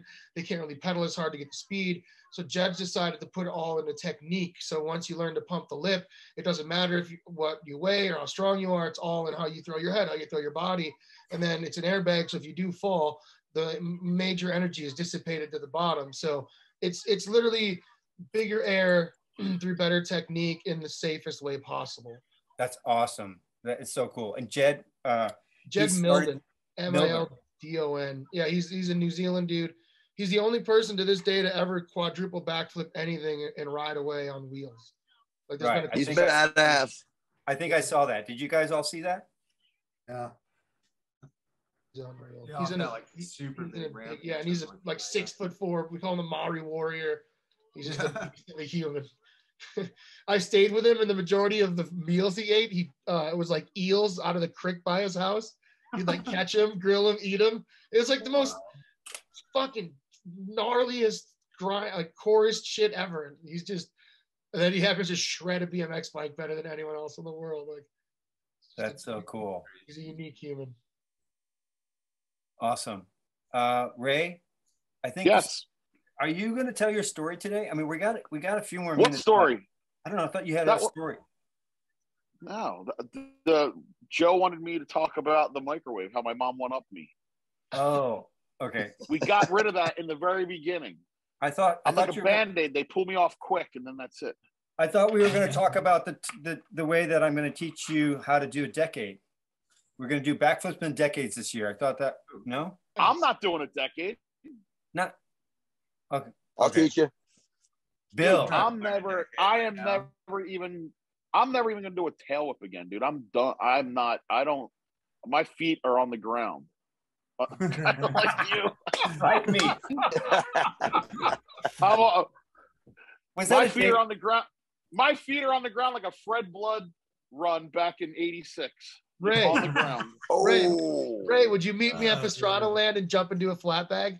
Yes. No. Come on. No, I could line that up. We're going in May. You want to go? No. I'll get you in. What date? May what? It's late May. We're doing testing for the live show. So we're going to do the big roll into the big flat bag. I'll go and hang out. Wait, where is it? It's in Maryland. Oh, dude. Maryland. Yeah. I mean, I'm not that far from Maryland. I'm like, Maryland's right down the road. Jump a bike. It's way more fun to jump a bike. We can put you on the couch. No, I'm not. Listen, I'll go and hang out. I'm not jumping anything. I'm not jumping. I was on my mountain bike in the city, and I I went to bunny hop up a curb and almost died. I had a bad leg injury about a year ago, and I'm like not back yet. So I may never be back. But all you gotta do is ride off the top. You just got to ride off the top, Ray. No, I'm not. I'm not riding off anything. I wouldn't ride off anything. I can barely get in and out of my car. Okay, how much is it going to cost? Like we could start a GoFundMe right now. Nothing. Listen, did you ever see the videos? Everyone has a price.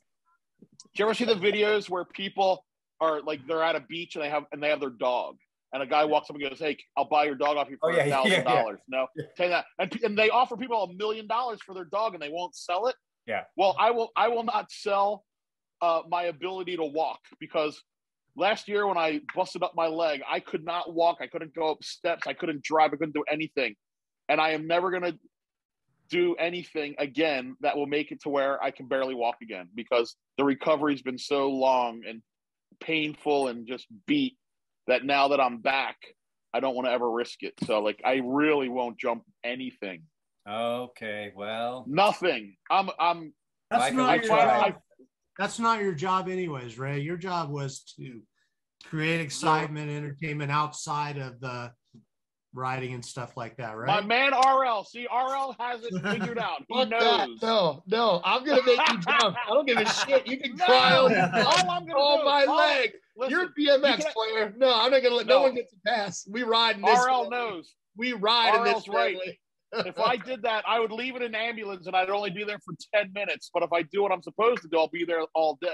There'll be an ambulance there. You'll be entertaining for everybody. Yeah, there'll be an ambulance. I don't want to be in an ambulance. I don't want to be in an ambulance, dude. No ambulance for me. Ray, here's the trickiest question I'm going to have to ask you. Are you okay with relinquishing your plywood hood status? If it means being able to walk for the rest of my life, yes, I'll relinquish anything. Wow. I wouldn't even know who the plywood hoods are, dude. Listen, man. Wow, did you hear that, Chris? Chris, did you I hear sure what Ray? did. I heard Oh it. my Listen, God. when you can't walk for about 3 months and you live in a house that's nothing but steps, dude, you never want to go back to not being able to walk. So there you go. Okay, if I'm no longer a plywood hood, wait a minute, I'm still a plywood hood. I'm still a plywood hood. I was a plywood hood back in the 80s when I could still barely do a trick. So okay, I'll tell you what. I'll come What? up with a series of tricks that you can do that are balance tricks. They're going to be really safe. You won't have to do any tail whips. Just a simple little. Can I do them balance on an airbag? You can do. I can do balance tricks. So I can do a track stand. I mean, I could probably do a frame stand if I had to. While I'm rolling. But no, I'm not doing. Listen, let's get this clear. I'll say it one last time. I'm never doing another trick again. No tricks. Tell him, RL. No tricks at all. He's I won't even take both hands off my bike. I won't even take both hands off my bike. But he's gonna do his other entertaining thing that he does at the show. Okay. Hey, so what do you have? Wait, I got a question. What do you gotta do to become a plywood hood? Like, what kind of hoops do you have to jump through? Well, we just had Joe. Joe just became a plywood hood about a month ago. Joe became a plywood hood. Maybe you see that episode? Maybe Chris. Chris, why don't you explain to RL how somebody becomes a plywood hood? You have to live on the East Coast or Pennsylvania, or you can live. You can live on the moon. Anywhere. It's a lot. It's a lot of different things. It's a dream. It's being connected to the right people, but it's more just, like when we were doing what we were doing, we were living in Mount Rose parking lot in York, PA, and riding 8 hours and then go home and shower and eat and then go to ride in the parking lot from like 10 till 4 in the morning and then get up and repeat. So it's the original guys kind of thing. So RL, just so you know, Joe had been interviewing. How did he always call it? He'd been trying out for plywood hoods for the last like 9 years or something, Chris. Is that right? Yeah. It's like crazy. Like and that's why he's going to get the tattoos, because he finally got inducted about a month ago. Did you see the clip? RL? You don't got that kind of time. No, I want to know what the tryout was like, though. What does that mean? It's a lifetime tryout. Everything you do in your life. So like for you, it'd be like, okay, back in 1982, I started, I was at the Astrodome. Start from there. Did a show in the Astrodome. Then I did this, and I did that, and then maybe they'll let you in the plywood hoods. And you don't. It's not like, it's not like, it's not like a certain thing you have to do like right there in the parking lot or whatever. Like you can be like, I'm a plywood hood, RL. Look at me. I'm a plywood hood. So what do? You don't ride? You don't know exactly. Tricks? Nothing. No. So really, you don't got any shit. I don't understand. What? Listen, when are you going to be in Maryland? When are you going to be doing this thing in Maryland? End of April. End of May. Sorry, end of May. Yeah, the last 2 weeks of May. Well, I'm down to go out there. Yeah, I'd like to try to go out. Dave, give me Micah's info, or I'll try and find him on like Instagram, and I got to get your phone number. And I'll definitely go there and hang out. And once we're there for a half hour, you'll go, now I know why Ray doesn't need a bike. You know what I mean? I'm gonna bring the big wheel out. Hey, Ray, Micah, put me in. I'm going too. I got to see this. I got to be there. Let's go, Chris. You're in, player. Don't worry. I'll go. I'll try to make it out. Let's go. So RL. You a Gumby while we jump you. It'll be awesome. Let's go. With Joe and the plywood hoods thing was more what I loved about the whole situation is his relentlessness of this dream he had. You know, it was refreshing because he just wanted it so bad, and seeing that over and over and it made me just think like that's really cool to be kind of later stage in your life and have a dream. Yeah. So it was more like, man, like this is great just to see that fire and that interest and that love, like really made me have his back in that. Was like, you're never too old to dream. You know, you're never too old to, you know, stop believing in what you believe in, you know. So just seeing Joe and then that's having us all get together, you know. So let me describe that, Joe. Yeah. So, it really was like, it was a level of stokedness that everybody fed off of. Yeah. So how that went down, RL, is basically Chris and I were like starting to talk about it, and he was supposed to do a 4-foot air. So Brett Downs said, okay, you want to be a plywood hood, you got to be able to do a 4-foot air. Well, you know what Joe did? He went out and bought a bike and he started practicing ramps, and he's not a ramp rider. He's a flatland guy, and he's got his own little niche, and he was so dedicated. And Chris and I were like, man, this guy, he deserves to be on the hood. I mean, he has shown his his dedication, his passion, everything about riding. He's all about, you know, pushing himself. And so we said, I was going to go to Changa to do this class. And Chris is like, well, why don't we start inviting some people? So we got everyone in the sun. We got James McGraw. We got Todd Carter. We got, help me remember who else. We had Mark Eaton, Brett Downs, Kevin Jones. And like everyone just showed up. I think I was there. And Large Ray. We of course we have Large Ray there, but like it took everything in the world to pull Kevin Jones out of York, PA. Yeah, like, which was incredible.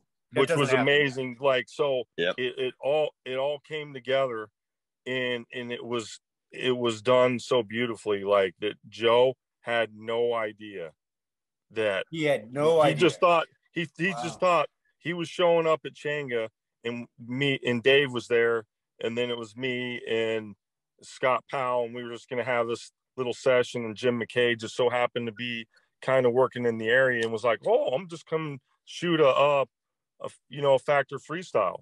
And then but we had everybody, Nitsky, everybody was hidden downstairs, so we had Joe mic'd up and we were sitting there, and it was like, you know, Todd Carter came up, and then like not too long after it was like Bill came up. It was like, he's just like, wait, what the hell? And then, you know, like Brett and Mark Eaton, and then Kevin Jones. It was like, the fuck? When he saw Kevin, rad he did everybody like register together. Yeah. So Bill, are you a hood? Yo. No, I'm not.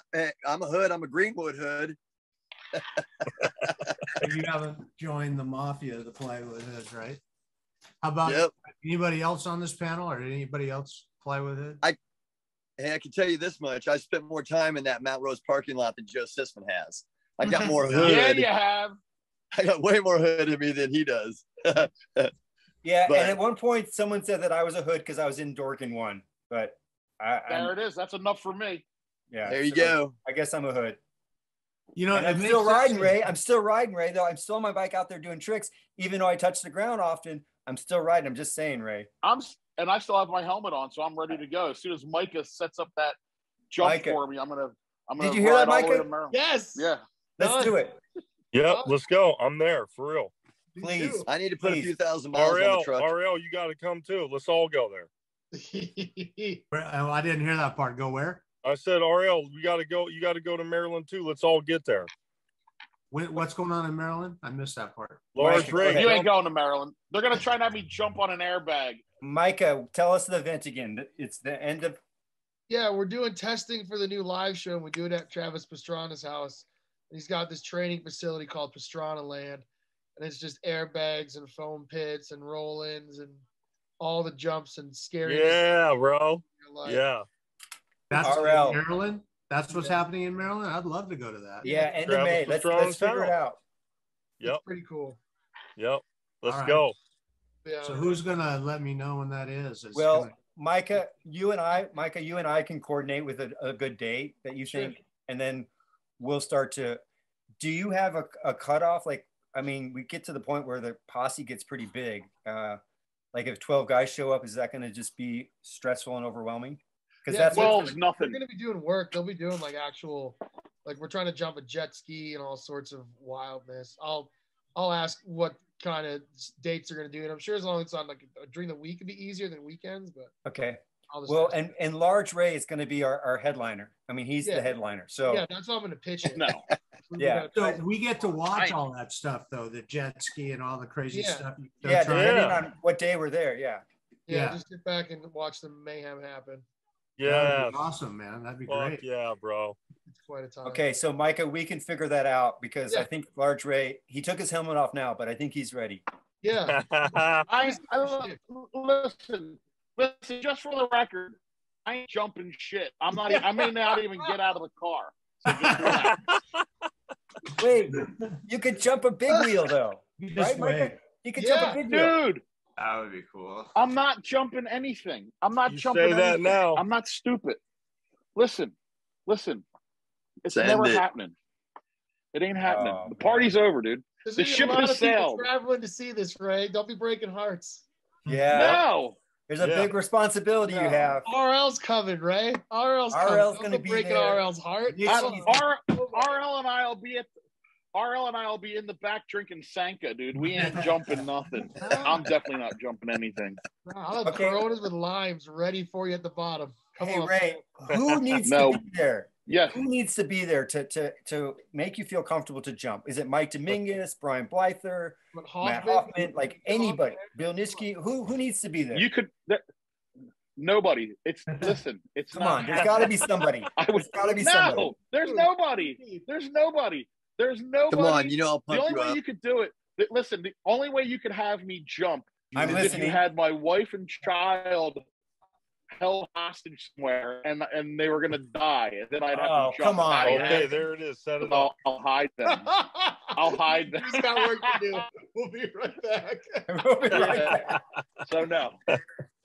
Well, that's the other thing too, is my wife wouldn't let me jump. She'd be like, "Are you kidding me?" Or maybe she would say, "Go ahead, jump." Yeah, but no, don't go hide I'm not. behind a wife. Stop it. Come on now. It's an Well, she's airbag. the one that has to take care of me when.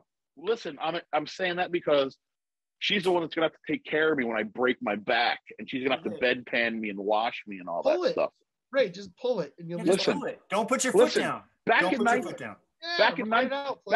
Listen, 1988, I was in no shape to do a jump, and you think now I am? You know what I mean? Come on.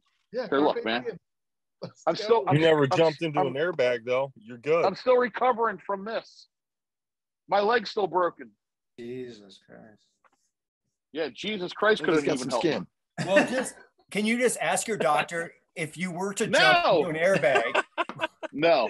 Can I get him to sign off on it? Because I think he would say yeah. He or she would say yes. Your doctor would sign off on it if it's an airbag. No, it's a she, and she would not want me to jump.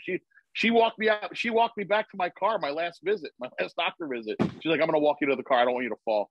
Sounds like she would understand this. Well, shit, she wants a new car. She wants you to visit.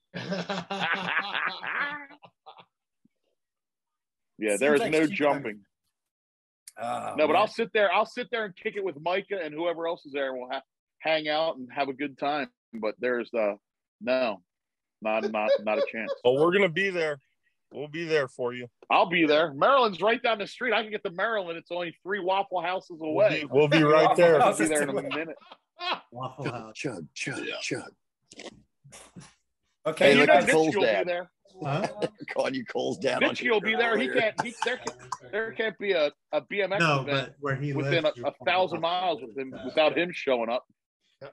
Nishki, yeah. I think it's 2,000 miles. I mean, he'll drive anywhere. Except for He'll go Hawaii. anywhere. He don't. I said I'll Hey, put a few Bill. thousand miles on the truck. I'll roll out there. Hey, Bill, Yo. pick me up. I'll ride with you there. Yeah, you're Wait on the a minute. way. Bill or Chris can be my stunt double. We'll do that. Can I get a stunt double? Yeah. I'll get all Oh, details problem. ready to go. Chris, it's a bold Yep. stunt doubles. Come on. I need a You, stunt Ray, double. definitely. There you go. Yep. I'm gonna start growing my beard now. We got you, I'm bro. gonna I'm have already you know what I'm halfway gonna do? there. Have you seen that, man? I'm gonna have I'm already RL. halfway there, RL's Ray. gonna be my stunt double. Hey, Ray, I'm already halfway there with the beard. BMX. I'm already All halfway right, there you with gotta- the beard. Back You got to keep it going. This is barely even in yet. This thing didn't even Yeah. come in. Hey. Believe it. Chris and I are gonna be like Martin and Eddie were for Crew Jones. Yeah. For Ray. No, Micah, Around Micah's something not here. having it though. Micah, you're not I having can't it. wait to wear a Making beard him wig. jump. Whoa. It's going to be a full day of harassing Large Ray. I'm very Yeah, much that's all it's gonna be. Can you imagine that? Listen, Finally, he'll I'll break. tell you right now. He'll finally You break. guys can, I'm trying to get you guys Ray can out. harass me. Oh no! Strongland to do a listen, backflip not on the even- airbag. No way! Ray, start practicing. I wouldn't now. even do it if you had me on a rope. I wouldn't do all it. fun and games No till way. Travis tells you to do it. That's The all I'm green saying. screen you. Yeah. Travis is like, you Dude. can't say no to him. He's a legend. Yeah, no. Travis ain't gonna get me to do shit, dude. You kidding me? I saw Street Bike Tommy getting that mess. Come on, Tommy, do it. This guy was died. Where's Dave You know at? what I mean? Where's Dave at? Goddamn front flipping a goddamn street bike. Where is he? He's right in the So, back. if you guys would let me know what the dates are, and if it comes together, if there's any way Dylan and I could go, it'd be whatever Yeah, we got to do. we'll figure it out. Micah and I will figure out what a reasonable date would be, and then I'll let people know. And Ray will get a first class ticket from Queen Russia. And Listen, it's gonna be a day trip. I'm gonna be the first one there, and I'll be the first one to leave, guaranteed. First one to hit the jump. No, I'm not hitting any. Listen. I may not get out of my car. I may just sit in my car. No. I'm just gonna roll up like I'm a cop. I'm just gonna stay in my car. You may just have to jump your car. Oh, your car. You did got something out there for you to jump. I'm sure. My feet, my body are staying on the ground. No, I will not be in any vessel leaving the ground unless it's like an airplane or something, and not even that. Just you wait, Ray. Just you wait. You guys don't even understand. You don't even understand. I don't think you understand. What you do, my friend. Hey, I gotta bow out. I gotta go get some. Yeah, I was just gonna say, let's all just do a Coffee, round table really quick. RL, Dylan, great to have you guys on again. I'm glad you got this episode. I will send you that one when we inducted Joe to the Plywood Hoods, because it's a short 15-minute. You'll enjoy, hearing and watching his reaction. Bob Haro, thanks for making your presence. You look a lot like Large Ray. I'm really glad you made it finally. You've done a lot, and we appreciate you having you be on Factor Freestyle. Chris, good to see you. All's Good well. to see you too. Yep. We'll have to, hey, nice seeing RL and Dylan, Micah, Chris, Large Ray, Bob Haro.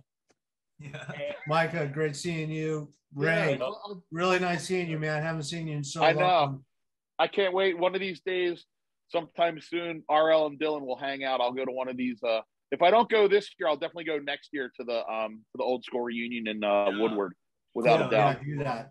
Hey, Micah, can you do the old school reunion? What is the date on it? It's September. What was it?